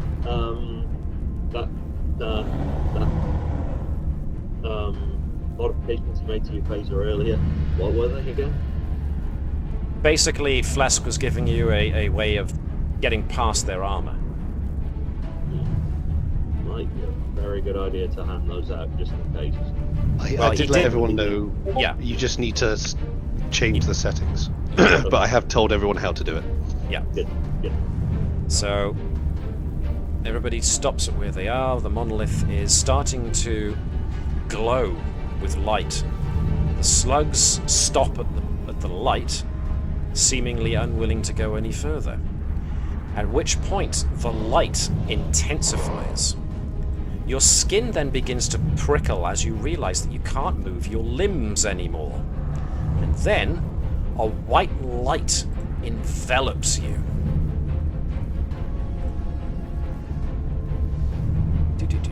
And a tingling sensation not unlike what you experience with a transporter beam pulses through your very core.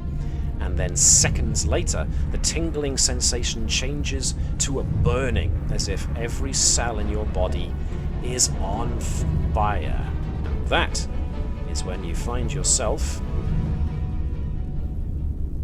in an entirely different place from where you just were. Now your vision returns to take in a chamber not unlike the one you just left. Only here, there appears to be technology. And just as you're about to have a look around on the technology, all the light, the blue light, the crackling energy in this new chamber fades away with an audible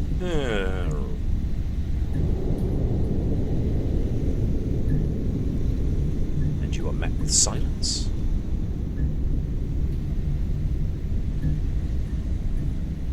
To it, the captain breaks the silence with, "Fascinating.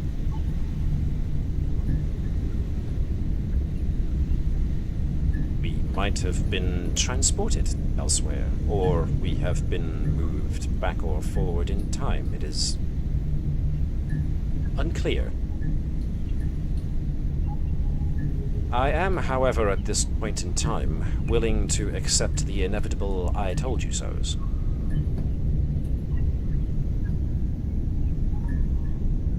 Since none are forthcoming." Just before we start, Yeah. just before we start exploring, everyone just change the settings on their faces, just so Okay. we're ready to go. Noted. Yeah.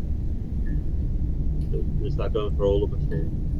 Well, it's a recommendation given to everybody, so whether or not you choose to go through with it is entirely up to you. Doing it now. Beep boop. Yeah. Beep, beep, Beep, beep, and beep, indeed beep, beep.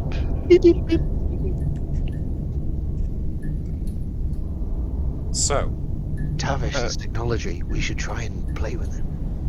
Yes, we should. Lieutenant Turin is very interested in the monolith, even though nothing seems to be emanating from this one. Is having a look. Those of you who are not going straight to the technology do notice there appears to be something that looks like a viewport over here, from which a small amount of light is emanating. This otherwise murky interior. Garrow, the consoles that you find over there appear to be inactive. They're of a design and configuration you don't recognize. Similarly, Tavish, looking at the equipment over on that side of the chamber, you don't recognize either. Gurkha, when she looks out of this viewing port, you can see a window. It's a window that looks out over stars as far as the eye can see. Stars in a swirling pattern. Ooh. It takes you a couple of moments, but you recognize that swirling pattern. It's the Milky Way galaxy. You're looking out on the Milky Way galaxy. Come over here, everyone. Have a look.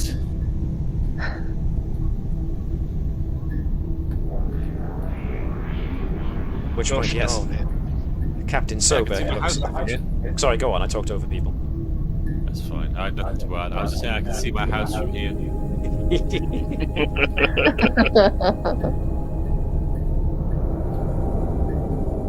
This is most distressing, says Captain Sobek. If we How far are... did you say we were? Go on, sorry. How far would you say we were from our previous position? It appears to all intents and purposes, Lieutenant Garrow, that we are looking at the Milky Way galaxy from its extreme edge. We are hundreds of light years from our original position.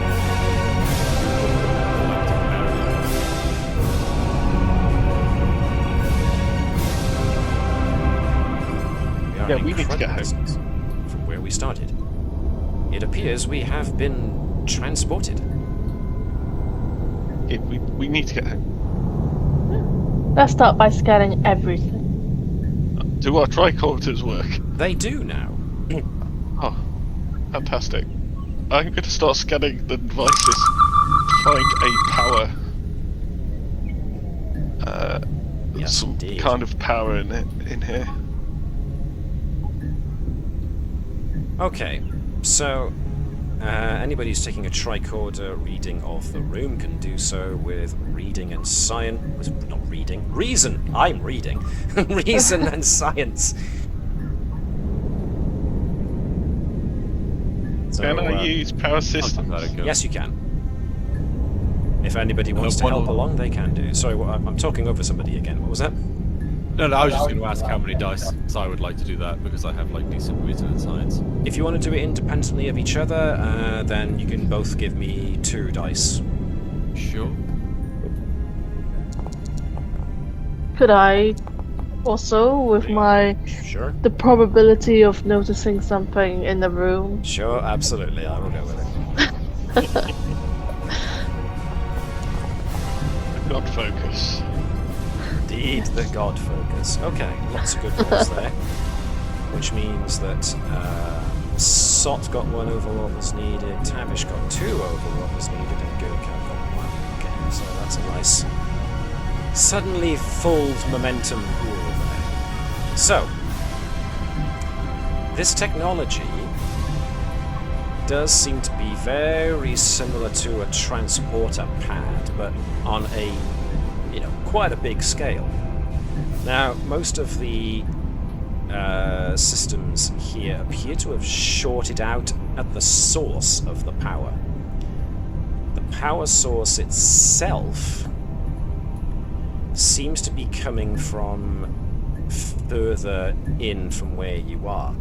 To all intents and purposes, the scans that you've taken, especially from Gurkow's perspective, seem to indicate that you are on some kind of asteroid. So you're on a structure. Excuse me, my voice is going. There we go, that's better. You appear to be on some kind of structure built onto and into an asteroid. As such, the fact that there's gravity and a breathable atmosphere suggests that there's definitely power to the majority of this station, thank goodness. However, the systems in this particular room appear to have lost power due to some kind of short-out that Tavish reckons more than likely happened at its source. The energy source, thanks to the engineering tricorder, definitely seems to be emanating from further in towards the center of this asteroid. But all of that kind of becomes a bit of a moot point when Dr. Sott's own scans indicate there are life signs nearby, and then you hear the sound of a door chugging open. And a quartet of beings walk in. They're all fairly long-limbed humanoid reptilians of a sort, each with different kinds of skin coloration as well as wearing different robes. The one on that appears to be the leader with the slightly greenish tint to the eyes appears to be wearing a yellow robe. Let me find the actual. Here we go. Wearing pale yellow robes. The two on either side, who are slightly more muscular in their lean build, they are wearing green-coloured robes, and actually have what appear to be some form of baton or something lying at their side. The final one, the one at the back, is wearing red robes. It does not appear to be carrying any weapons, neither does the one at the front. And they are just quietly regarding you at this point. They're exchanging talk amongst themselves, but they don't seem to be. They're not approaching you yet. They're not talking to you yet. Tavish is going to wave and say hello. At which point they kind of hold on to that, Chris. Let me just respond to what Tavish just did. But don't forget it. Don't forget it. Hang on to it. They all kind of start back a little bit, as if they're quite shocked. But then they nod amongst each other, and the lead one just kind of waves its hand back. Right, what were you going to say, Chris? I was about to say, can we even understand what they were saying with the universal translator? Or well, they're talking very quietly amongst each other at the moment, so it's difficult to know.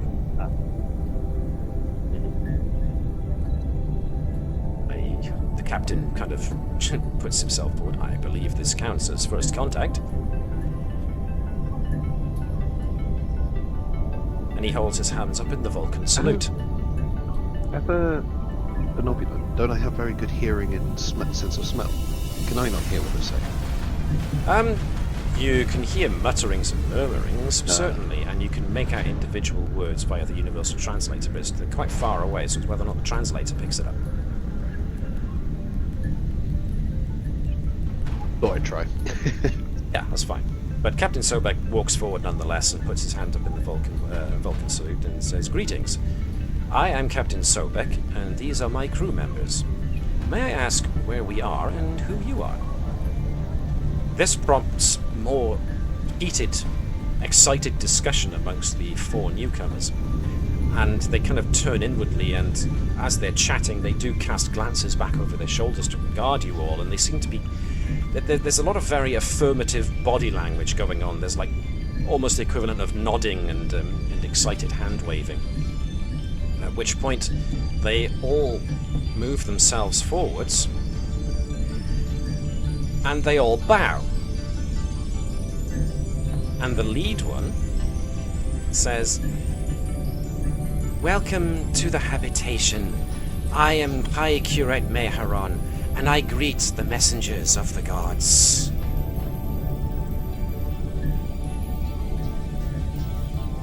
Captain Sobek kind of turns his head awkwardly to regard the rest of you with the Vulcan equivalent of a "uh-oh" on his face.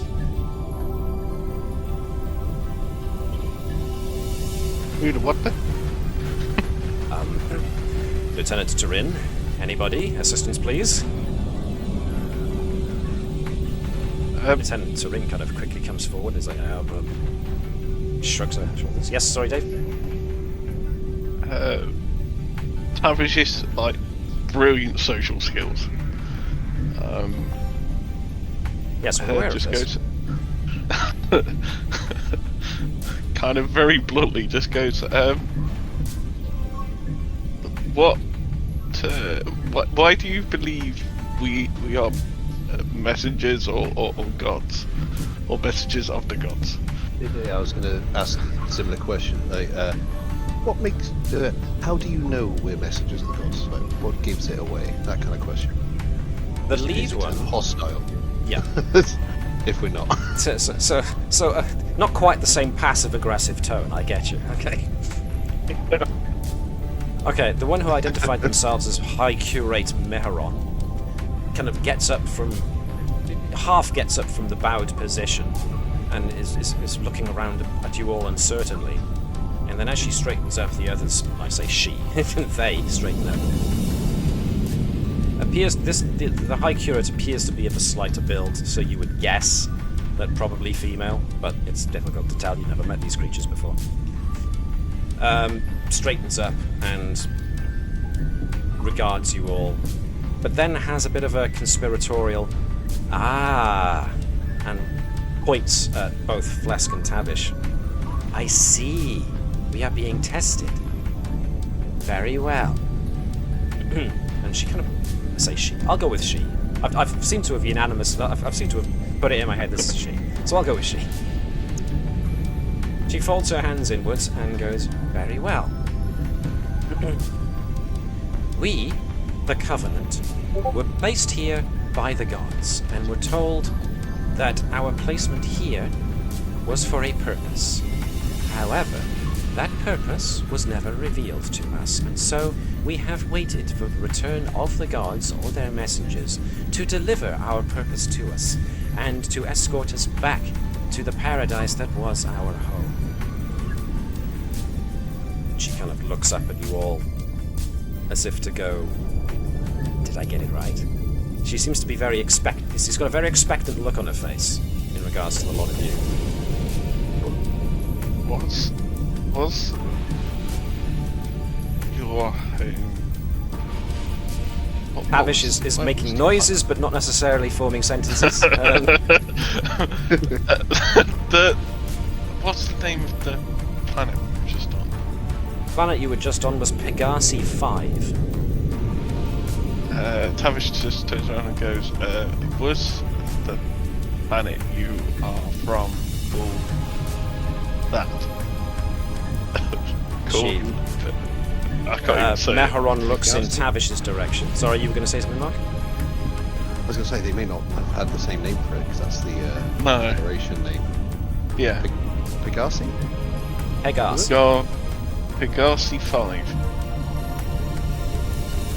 If this is a word the gods and their messengers use to denote our ocean paradise, then yes, that is where we are from.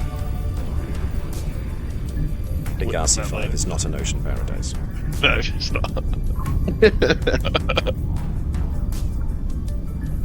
No, it's not the world you're from. There's a very much a deflated look amongst the four newcomers.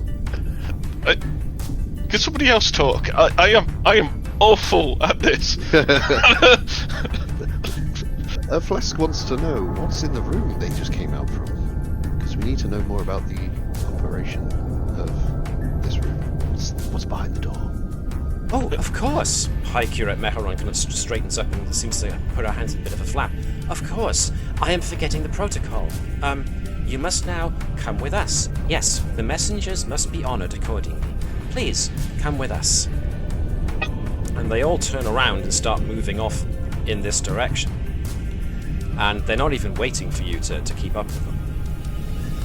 So, if you're going to follow them, now's the time to do so, because they very much seem to be very, very, very determined to lead you elsewhere into the station. So, you move through the rest of...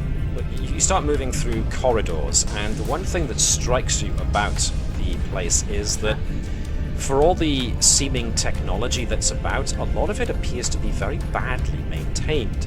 There are lights that don't even seem to operate anymore. There's evidence of leaks, water leaks and other such things that have corroded bits, certain parts of the walls or the ceilings.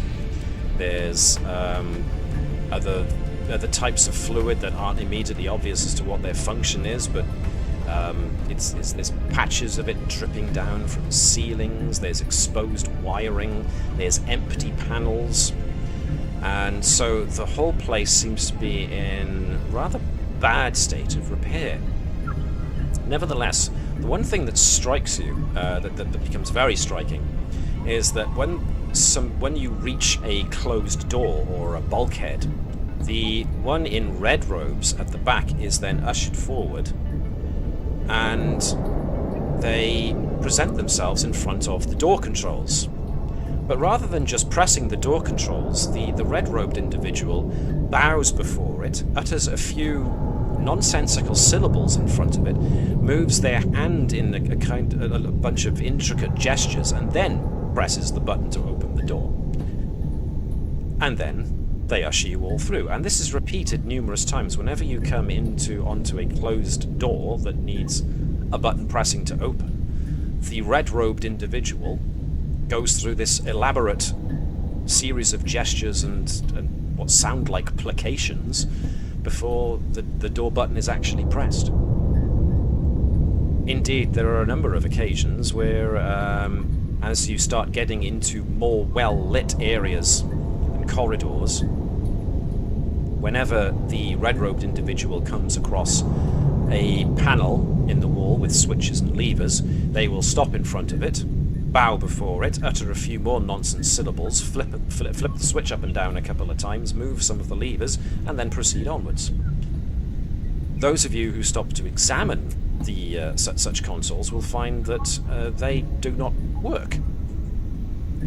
Or if they do work, the whatever commands or whatever function was just there, then entered into that console didn't seem to have any effect whatsoever. It was almost like with the activated consoles, they were turning it on, turning it off, turning it on, turning it off, activating a function, then deactivating it. It starts to become a bit, you know. Eventually, however, Flesk just go on. Sorry. I was going to say, Flesk just throws Tavish a very confused look. Suddenly, like, what is this? Don't worry, it's called a project. That's finally be useful at this point. What does strike you There is is a the massive. go on, sorry. Okay. I was just going to say, there's a massive smile on Tavish's face. All these engineering problems. So little time. Oh! It's like Red Dwarf, the series Red Dwarf. Whenever Crichton comes across a pile of ironing that he hasn't done, he's in hog heaven. Anyway.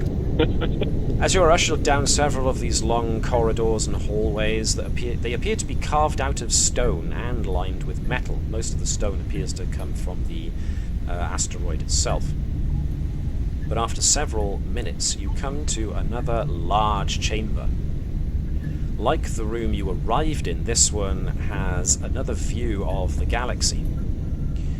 Several almost throne-like chairs are arranged at one end of the room, which I will show you now.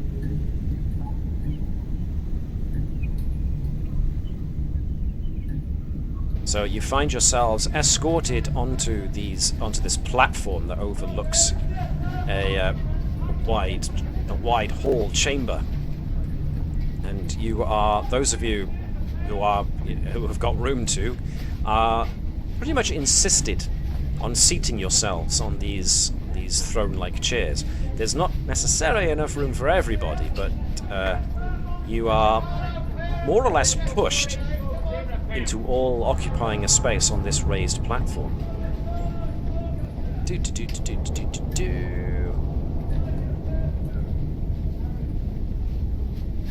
The High Curate gestures to the room and explains that food and entertainment has been prepared for the arrival of the messengers. Less ornate seats are arranged nearby for Mecharon and other members of the ruling council of these people who call themselves the Curates. And as you all arrive in this grand hall, many more of the people who identify themselves as the Covenant come pouring out of the various doors and other entranceways to assemble before you on the floor. And so, a great celebration is thrown in your honor. So, just check the words in here. Food and attendance, less ornate seats. Several long tables are covered in a wide array of food. The dishes appear to include a variety of roasted vegetables, dips made out of pureed fungus, fruits on sticks, and small pastries filled with fruits and vegetables. Entertainers perform music and recite stories and poetry for you. And on it goes. I haven't had a decent Cornish pasty in a while. Do they have any pictures or representations of the gods in the room, so we can see what they're meant to look like? You can ask. And then I'll ask that then. Okay. Once again, when Flask asks this question, and the High Curate comes up and respectfully bows next to Flask so that her head is more level with his, even though he's seated. She looks at him as if as this Flask has just said something very stupid. And then just shakes her head and says, "We will speak of important matters later. Now is the time of celebration." And just gestures for Flask to continue watching the entertainment that's been put on for you before stepping back.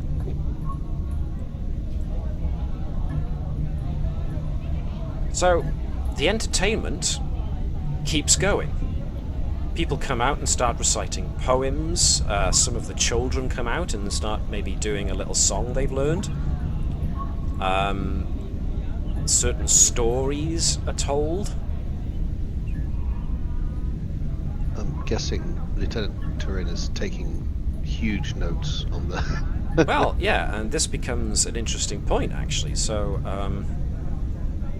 certain amounts can more than likely be gleaned just from observance. So, if you want, Lieutenant Turin and anybody else who cares to assist could make an insight and science check in order to try and glean relevant bits of information out of all of this poetry and storytelling and dance routines and musical recitals and all sorts that's going on. Obviously, Lieutenant Turin has got xenoanthropology, so that will help her immensely. I don't think anybody else has got anything else even remotely close to that, so... I don't know. There is one who's got a good way of piecing together different bits of data. Yes. And the probability that they're linked. There is that. I mean... I was thinking of this thing. Looking at the values, I got social animal here. Yeah, so if Garrow wanted to try and engage them in conversation, he could try and use his natural charisma and just to make sure he gets his point across, he could spend a determination to use his social animal value, yeah. Yep. Well, Maybe Dr. Sott as well with cultural studies. There's that too, actually. That's a very good point. Hello. okay. So, so I've taken one determination off. Do I just click the... You'll just check the box that says that you're using determination. Okay. So that'll be Garrow using 2, Turin using 2, Dr. Sott has got cultural studies, so he can add the extra 1, which is your maximum of 5, so... by all means. So this will be insight and science for all. Can I get... Let me think.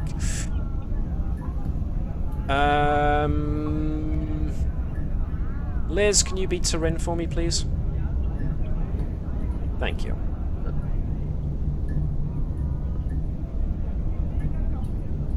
Alright, remind me what I need to roll.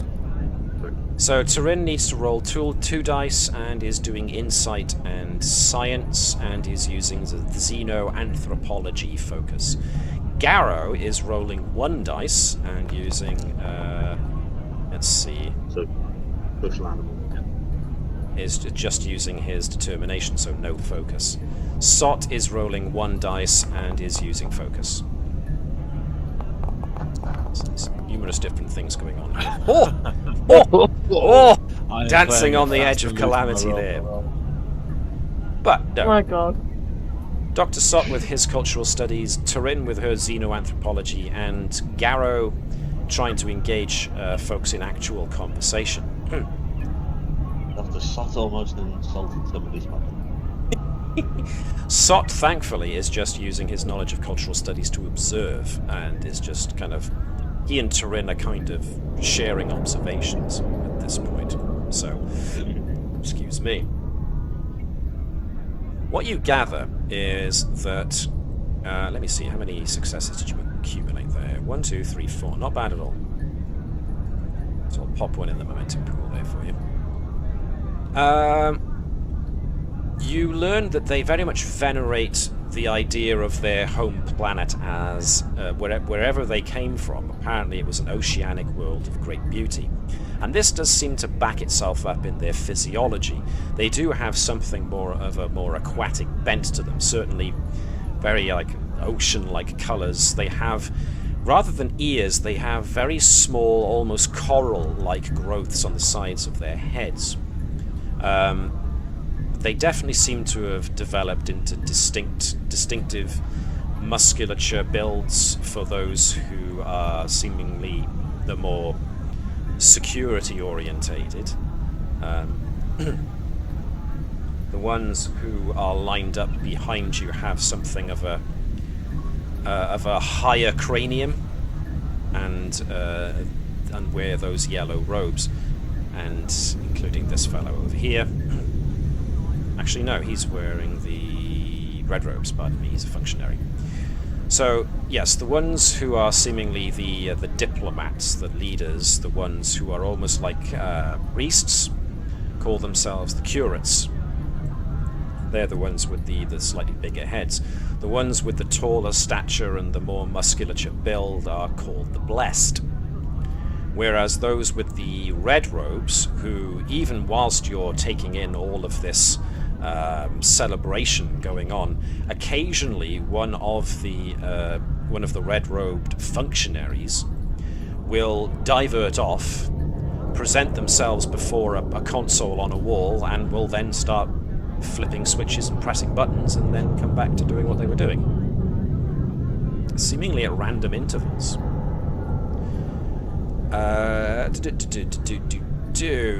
What you learn about the gods, as far as the people are concerned, is that they were incredibly powerful beings and were able to move amongst the stars at will, and even had the power to move planets.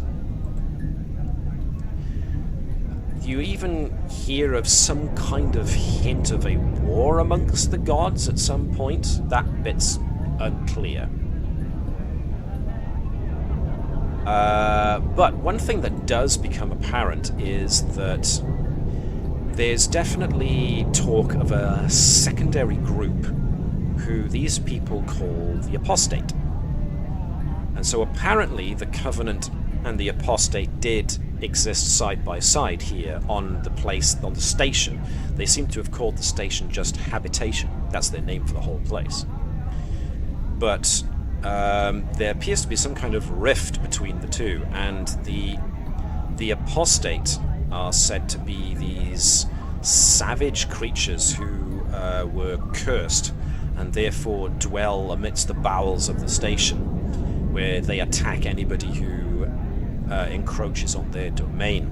So the Covenant have forbidden anybody from going down into the bowels of the asteroid in order to basically keep the Apostate contained, so that they don't have to interact with them anymore and keep these dangerous creatures confined to the lower parts of the asteroid.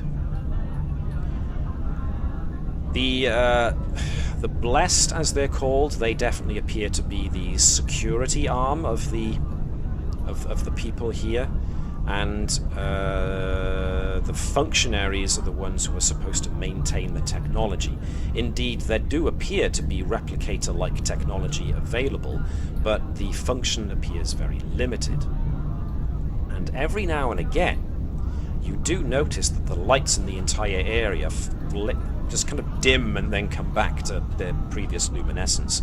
Some lights and consoles flicker, but none of the Covenant seem to pay much attention to it.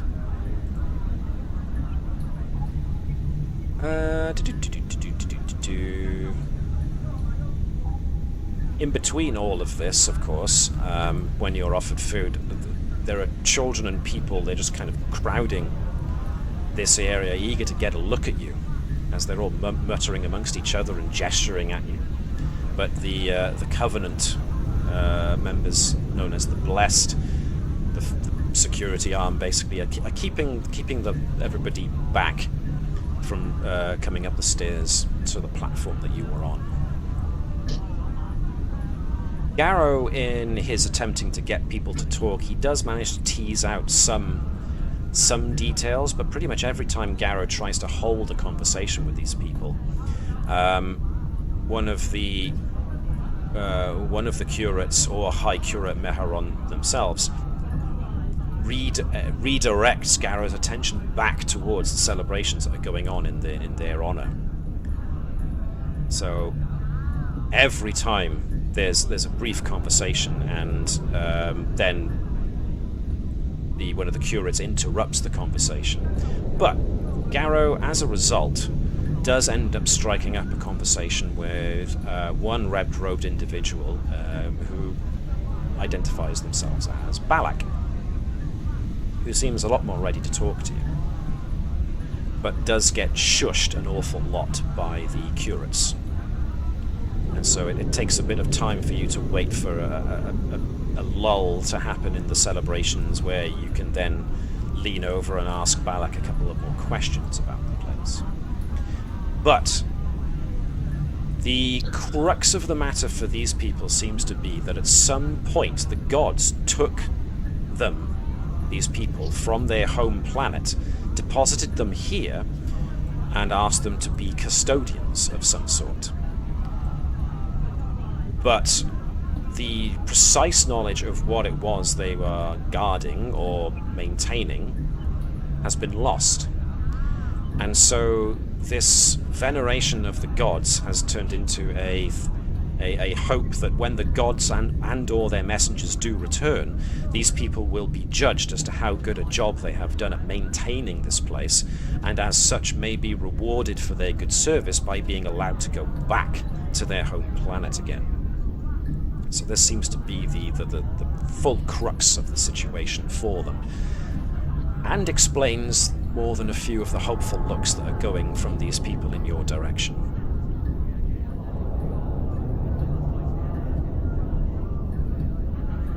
So with that in mind, what would you like to do? That was an awful lot of information I just threw at you in one big clump there, so...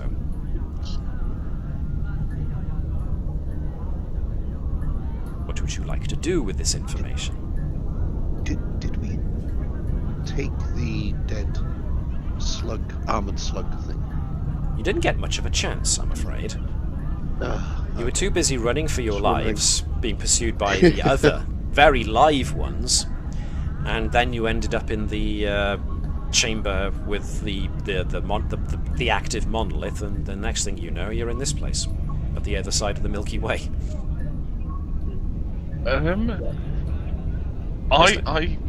I would suggest like maybe going to see these apostates. But I honestly do think we need to. There's some engineering problems on this station. So I think there's a few different things we need to do. So I think we do need to split up into groups and get more information as well. I'm going to ask them about those blood things. I'm not sure if they know. Say again, Chris. You sounded a bit distant and muffled there. Sorry. Yep. Sorry. Hang on. Yeah. I'm going to ask them about those blood things, because I'm not sure if they know exactly what they. Slug things, I see. The moment Garrow asks about them, I mean, his new friend Balak just shrugs and says he hasn't, or they, I should say, haven't heard anything about such creatures before. Okay. At which point, one of the High Curate comes back in and says, "You must be tired after your journey. Eat, rest. We will speak more later." But definitely seems to give Balak the stink eye. As Meharon backs away. I'm going to go over to Garrow and get in this conversation, because for a guess, the person he's talking to at the moment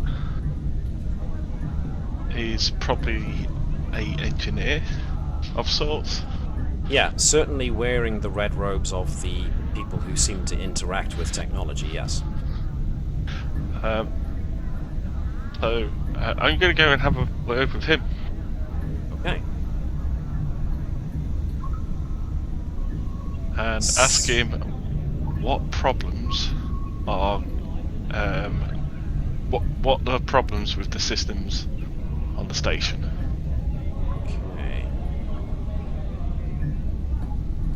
So Balak kind of leans in conspiratorially to Garrow and Tavish at this point, and says that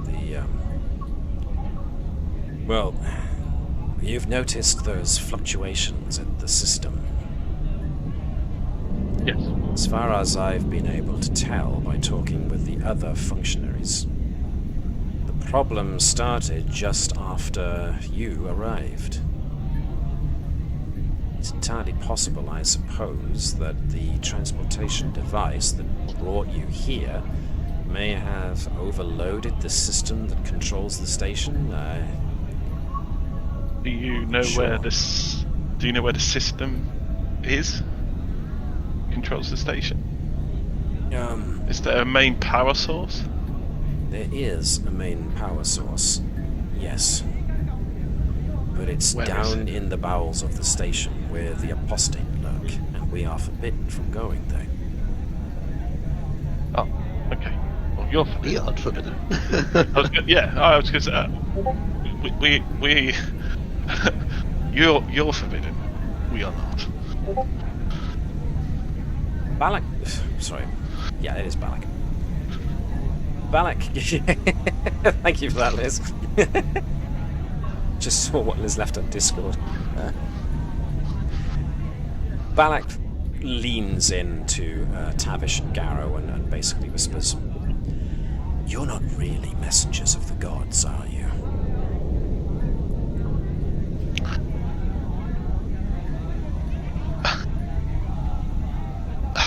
Alright, I Dave doesn't want to do this, but I need to play my character. And Tavish is blunt. Do I look like a messenger of the gods? Well, that's it. My people don't really have any visual record of the gods anymore, except for a few vaguely humanoid shapes that are supposed to be bigger than we are, and something about long, tall, 5-sided spires and the ability to make planets. Planets move. Look, I'm going to be truthful with you. I'm exactly what you are. You are a member of the Covenant? I'm an engineer. Oh, I see. Then you have been brought up in the ways of the machine. Yes, yeah, very much so. Oh, well, that is surprising. And certainly not what the curates would have us believe the gods and their messengers would demean themselves to doing. I've even created a machine myself. You have actually created machines, not just maintained them? Yeah, I'm putting one in my head soon. She has a massive, really excited. Yeah. I tell you what, we can talk about this soon. First of all, we need to get power to this station, because if things get any worse, the atmosphere is going to go, gravity's going to go, and this station is just going to be uninhabitable. See, well, this is what I've been fearing for some time. You see, we who maintain the technology here, my fellow functionaries and I, we have been at this task for generations, the nuances of which have become more like religion than anything else. Not even my grandfather, who taught me this, was able to tell me why it is we do the things we do. And therefore, a lot of the things we do don't make a lot of sense to me, but according to the curates, we must not question that which we have been tasked with doing. Otherwise, when the messengers or the gods themselves do arrive back on the station, they will punish us for not doing what they told us to do, and therefore we will not be allowed to go home again.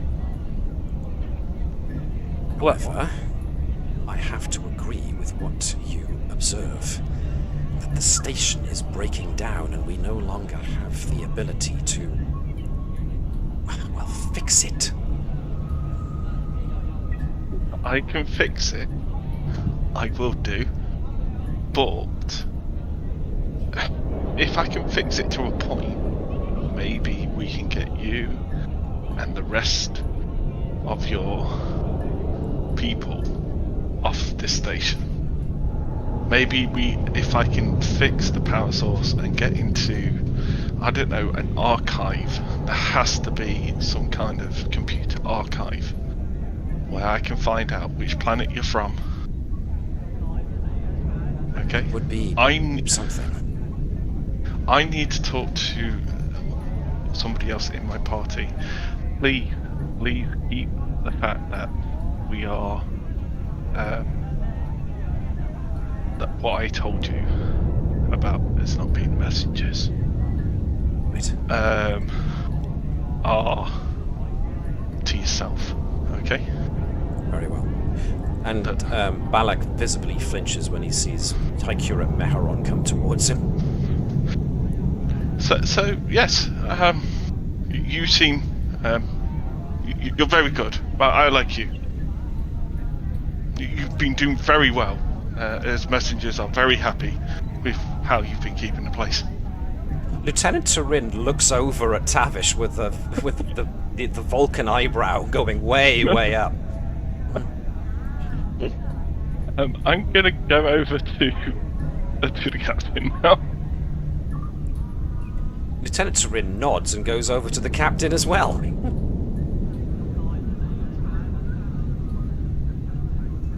May I just start off, Captain, by noting that Lieutenant Tavish has confirmed openly to one of the people here that we are indeed messengers of the gods. This is, of course, in breach of the Prime Directive. I agree, Lieutenant Turin, that this is indeed a breach of the Prime Directive. However, I will note that we are on a station at the very edge of the Milky Way galaxy, with currently no way of getting home.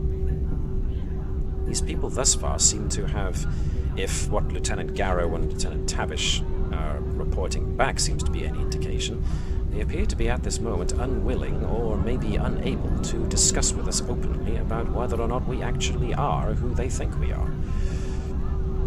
I am, at this present moment in time, at something of a loss, but I would welcome everybody else's thoughts on this matter.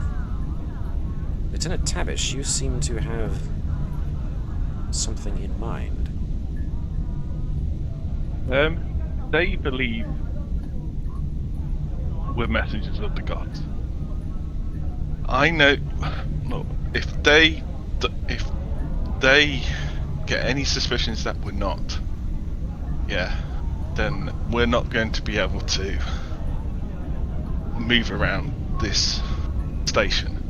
Now, I just spoke to basically an engineer who says as soon as we teleported in, systems have started going down. That is concerning. The power source for the station is with the apostates. Right, apostate, yes. Apostates. It's down where they are.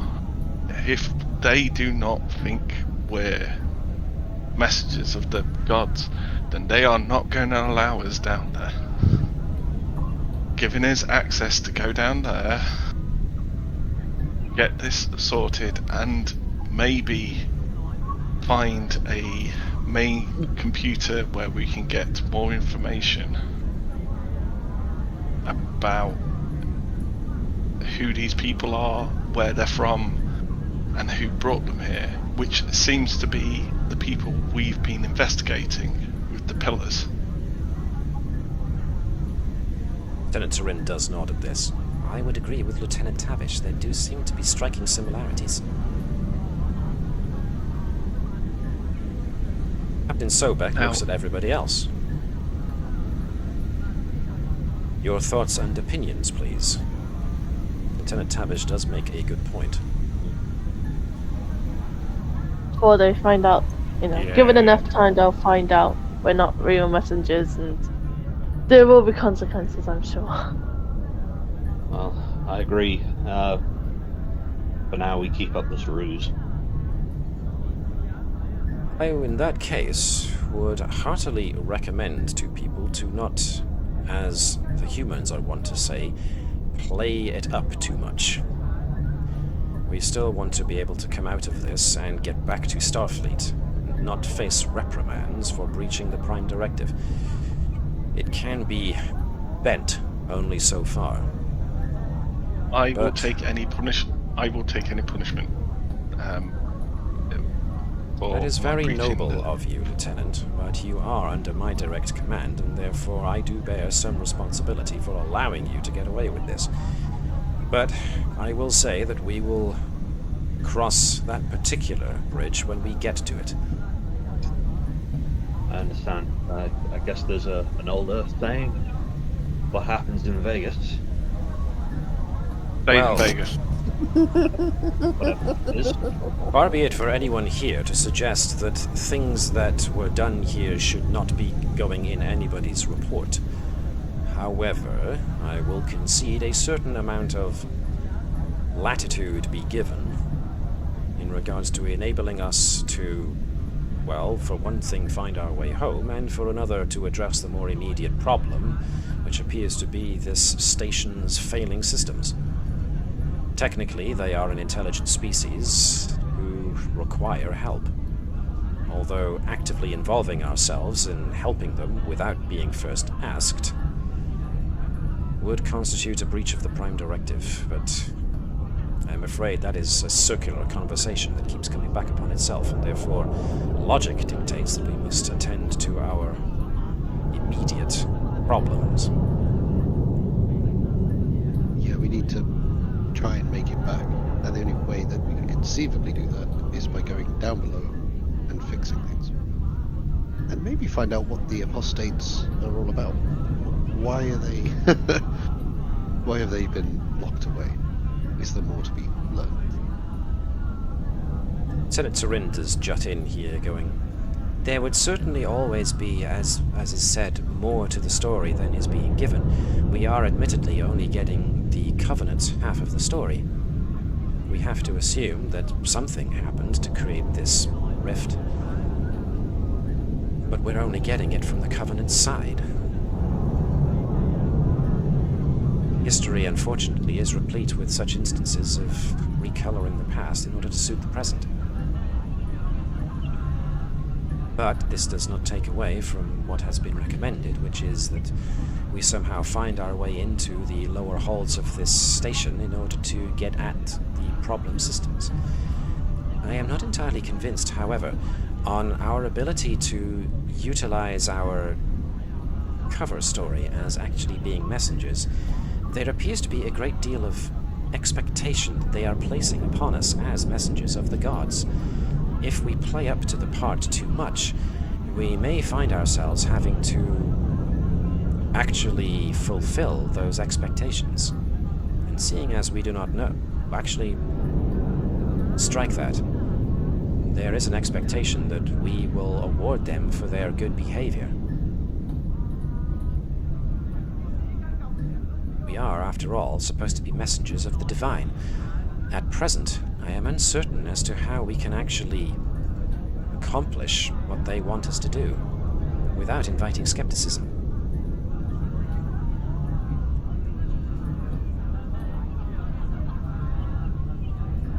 Nevertheless... Then let's ask for a tour of the facilities. That would be logical.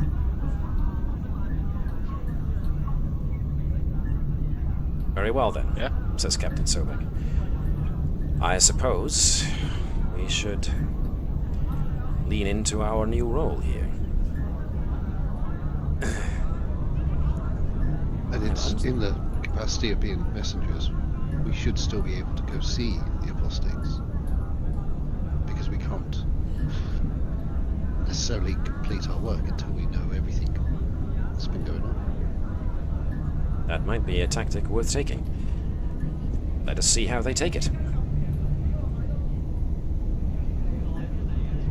So, basically now then you guys are going to approach the curates with your ideas. So the thrust of the matter is you would like to fulfill your obligation as messengers of the gods by now be given a tour of the station to see that they have been keeping up with what they've been keeping up, but this also involves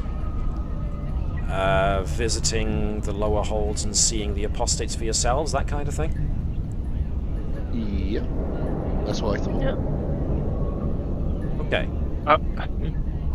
Go on, I was Dave. going to say, we just got said not to use, probably not the best to use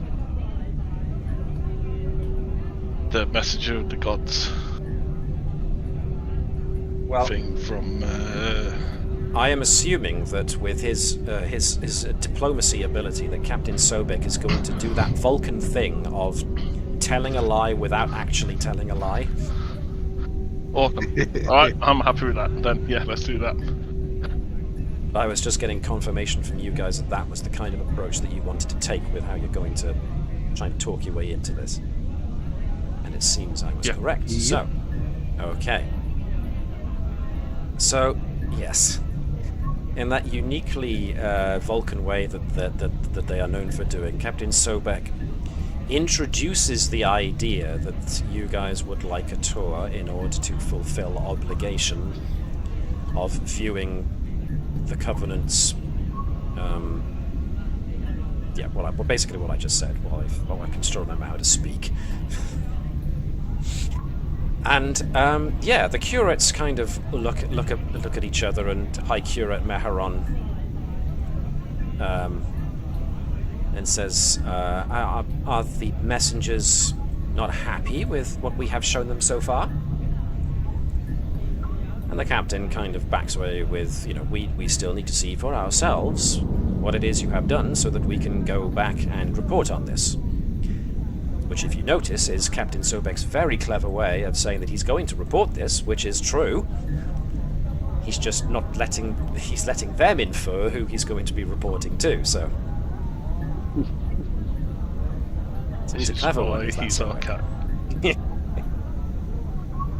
So, High Curate Meharon has a brief confab with the other curates, at which point Meharon then nods and says, "Very well. First, I must dismiss the people so that they go back to their duties, so that you can see them performing the duties that they were given to do. And then we shall escort you to where you need to go." So the crowds of people are dispersed, mostly by the blessed, who are the ones with the truncheons, the batons. The functionaries, the guys in the red robes, the ones who take care of the technology, they also disperse and start looking at the stuff that they are apparently given over to monitoring. The curates mingle about themselves for a little bit before basically the civilians have all been cleared out of the way. The celebrations have pretty much come to an end, which is just as well, because some of you, this wasn't Klingon opera levels of art. This was, but it was a fascinating look at an isolated culture that's developed by itself. I'm going to give this a 2-star. The last Klingon opera I went to, I gave a 5-star. So, nevertheless, you are eventually escorted through a number of hallways. You were eventually brought to another area where you are escorted to there by the High Curate themselves, as well as a couple of the Blast. So, you are introduced to this very clean, very well-kept area, off the beaten path from the crowded area you just were. You did have to pass through a number of places where it looks like, for the most part, a lot of the Covenant live in kind of makeshift quarters. Some of these rooms may at once have been like storage compartments or areas that used to contain technology, but the technology was kind of ripped out to make room for people to actually put like bedding down and stuff. So even the other Covenant themselves bed down in places that are the only spaces they've got available. But nonetheless, High Curate Meharon and the 2 Blessed members of the Blessed escort you into this new room. At one point, it appears to have maybe been some kind of shop, perhaps, as it's got rows and rows of what used to be food containers and such things, and shelves for such things to be stored on, but they have long since rotted away to nothing.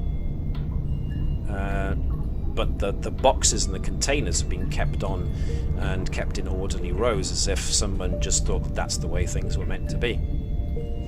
So, to all intents and purposes, they appear to have put you into some kind of storefront, but the store itself has been kept somewhat immaculately clean. And as you are all filed in here and led in, that's when you notice the doors close. And lock.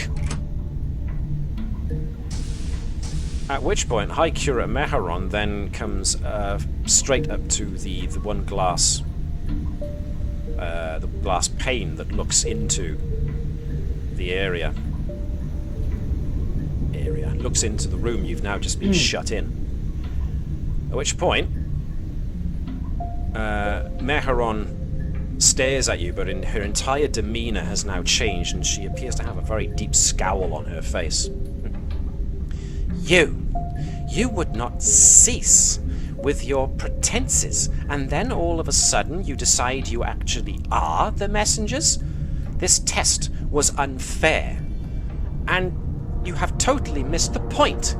We have been trying to show you everything we have accomplished in your names, in the names of the gods, and still you do not present us with what we asked, which is to be left to go home. Now I need you to tell me, right here and right now, are the gods pleased with what we have done? Will they reward us? Well, answer me! Wow. What do you mean you No, can't? they won't after you've locked this room. I have locked you in that room because you have failed to give us an answer. We have endured thousands of years on this station, kept waiting for the messengers or the gods or both to arrive. Now you are here, and you play games with us? You pretend that you are not the messengers, then you say that you are the messengers, and yet you still do not tell us when will be our time to return to our paradise, our home. And so I will keep you here until you give us that answer, because we have earned it. I'm going to go to the door device. Sadly, it seems it locks from the other side. Oh. That Is the very control closely panel? fits into them. I am going to leave you here with guards until you admit that you are messengers of the gods, and you put your judgment down upon us, and you give us what we ask for, our just reward. Meharon storms off, leaving the two blessed behind. Now, Tavish was looking for a control panel, and you do find a panel that you could potentially loose, but there is a guard by here who can see everything you're doing, and starts to bang on the window as you're seen prying a panel from the wall. And he's Cease out there, that! I'm in here. Or I will come in there and I will stun you. You're going to stun a messenger. Hold on. Yeah. Tavish won't say Tavish anything. feels the Tavish eyes just- of the captain in her back. Tavish just stares at this person. There is, she's staring at an ensign who's just made the biggest mistake in the world on her engine. The mommy stare. The mommy is not happy stare. Yeah. And You just are looks over messengers. You are not curators. Functionaries, pardon me. You are not functionaries. Cease that. looks over to the captain and he's like, do I carry on or do I not? Captain is weighing his options at the moment, but then he looks over as he notices a certain somebody has appeared in the other window. As Balak seems to have snuck up to the window and is looking over as if he's trying to notice whether or not the guards have noticed him. And he's kind of waving at you to get your attention. I'm gonna stay here as a distraction to the guards if somebody wants to go over and talk.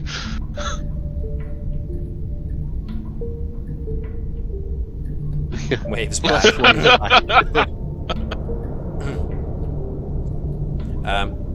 Balak looks around and gestures to a small box that looks like it has a speaker in it next to the window he's stood behind. It looks like it might be a communicator button. And he points at it for you to press it. He's making pressing motions with his fingers. Oh, you don't want me to touch this wire? You don't want me Stop to touch that! this wire? Stop that! No, I'm touching this wire. No, I'm going to put a finger on that wire. What you going to do? I'm touching the wire. Oh, I'm touching it. I have it in my fingers. I have it in my fingers. Oh, okay, so that's the general distraction that's going on right now. I guess. Yes. Which cracks knuckles at the guard, looking bored. Right, I guess. Balak presses the communication button and To talk very quietly. Look, I myself have performed maintenance on that room. And there's actually a vent access in the office just north of where you are now. My grandfather told me that there were, that before his time, the Covenant and the Apostate used to work together. But the Apostate turned against the Covenant. We don't know why. But I wouldn't expect a warm welcome if you are to go down there.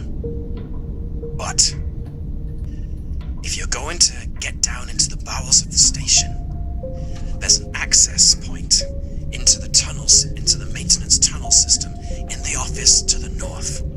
If you can find it, you might be able to use the access tunnels to get down into the bowels of the station.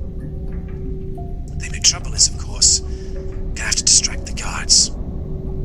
I can either distract them for you, or, as your somewhat more combative female companion over there, maybe I can help open the doors so you can help me take down the guards. I don't know. Either way, I can show you a way of getting into the tunnel system so that you can find your own way into the middle bowels of the habitation.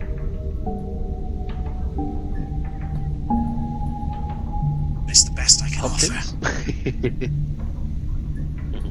I mean, do you want me to try and distract the guards? Or do you want me to try and let you out? Yeah, I guess try and let us out. No. No. Distract the But guards. the guard said he was going to come in if we were to keep fiddling, and if they do come in, can't we have both of the Falcons do the nerf pinch? Alright then. Yeah, because we want. What's his name? Balak. We want him to guide us. We don't want him to be injured or worse by the guards. Yes, but it's just a distraction. If we can get through if we can use the distraction to at least get some of us out, we're not using violence against these people,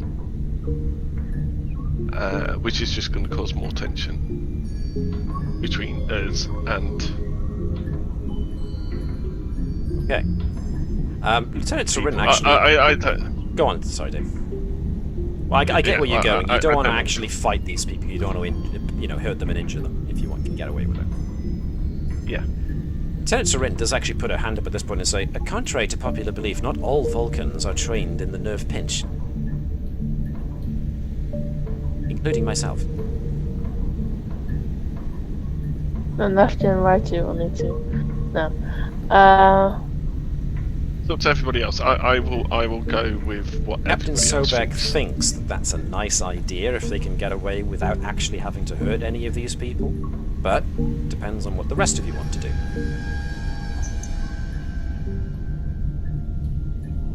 I'm not hearing any other recommendations, so do you want to try and have Balak distract the guards while you guys try and get away? Yeah, go on then. Yeah, Let's do a run. So Can I pick up this baseball bat as a super? All right, fair enough. You grab a random bludgeon. I will take that into consideration. Okay, so Balak comes over and starts talking to the guards and says, you can hear him say things like, High Curate Maharon sent me to make sure that the messengers are securely locked in. At which point the Blessed give him the nod, but they come over with him. And just so you guys can see, I'm gonna change this door so that you can actually see through it. So you can see through the windows of the door. You see Balak flanked by the guards, and he's fiddling with the lock. At which point you hear a clank as he goes, "Oh no! I seem to have disabled the locking mechanism. Now I can't undo the lock." And he looks in your direction very pointedly. All right. Now the doors are locked, and I can't open them until I fix this. Oh dear! Okay. Which way are we going? Said the office to the north of where you are, so that way. So basically, I would like whoever's having a look to give me an insight and security check. Cores can be made for insight and engineering if you think it's better.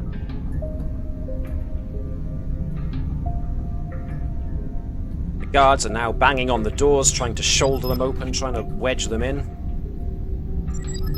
Oh, I accidentally hit the locked door there, and it's now asking to be let in. Insight and engineering. Insight and engineering, or insight and security, whichever one you think is better. Okay. Anybody else, like Gurkha, want to try? Yeah. So it's probably insight and science. Okay. What? Did the reading. 2 successes. Okay. So as you guys are going about in this area, you do find your way into this actual office. You're currently in a supply area. Gurkha found the lavatory. But as you're moving about in the actual office, the thing that's got a desk and a chair and everything, you find an access panel behind the chair at this point. And prying it free, you definitely see a very small access tunnel behind it. It seems you have your way out. Right. So, Mission Impossible music on. dun, dun, dun, dun, dun. Okay, so with the Covenant guards banging on the door, trying to lever them open, Gurkha and Tavish yell to everybody else that they found the way out. And so the crew start, Sobek are in, and whoever else wants to join in, start making their way towards the office, as you are met with a very dark and dingy looking tunnel, but it's the only way out that you've got at the moment. And so, proceeding down into the darkened bowels of the station, you will have to make your own way down in order to try and fix what is going on. But whether or not you do and what you find down there will have to wait until next time, because unfortunately we have run out of time today. The Great Escape music starts as the credits. I do like Chris Bell giving us the Avatar Last Airbender reference there. Secret tunnel! Secret tunnel! Which, if you haven't seen the live-action version, do. It's actually quite good. And I am not sponsored by Netflix or Avatar The Last Airbender. Yeah, I've been hearing mixed reviews about that. I have seen... I'll get to that after we come off of the... They are doing the other series now. They are doing the book of Fire now. Yeah. So, yes, we will have to leave the resolution of this particular story until next week. So, in the meantime, if you have been watching this on the Twitch stream, thank you very much for joining us, and I hope you enjoyed it as much as we did playing it. For those of you who are watching on YouTube, and if you enjoyed this, please feel like you can give us a like because it helps us get in on the algorithm. And what the algorithm says is basically what goes. But it not only helps us, it also helps everybody else who has got anything to do with Star Trek or actual players of role-playing games. Likewise, feel free to give us a subscribe as well, because you will then be notified when we actually drop new videos of our play sessions, as infrequent as they are. So thank you very much, and I ask you to all do like the Vulcans do, which is live long and prosper. Maybe not insist that your crew don't go down with edged weapons onto a planetary survey. Looking forward to more of the Covenant in this Halo Trek crossover. Thank you, Citadel Substrate. We will indeed see what happens when the team goes down into the bowels of the station. But next week, same time, same channel, you will find us here. So remember to also engage in infinite diversity and infinite combinations, to look after yourselves, treat each other with the respect that everybody deserves to be treated with, and we will see you next week when we see you. In the meantime, hailing frequencies are now closed.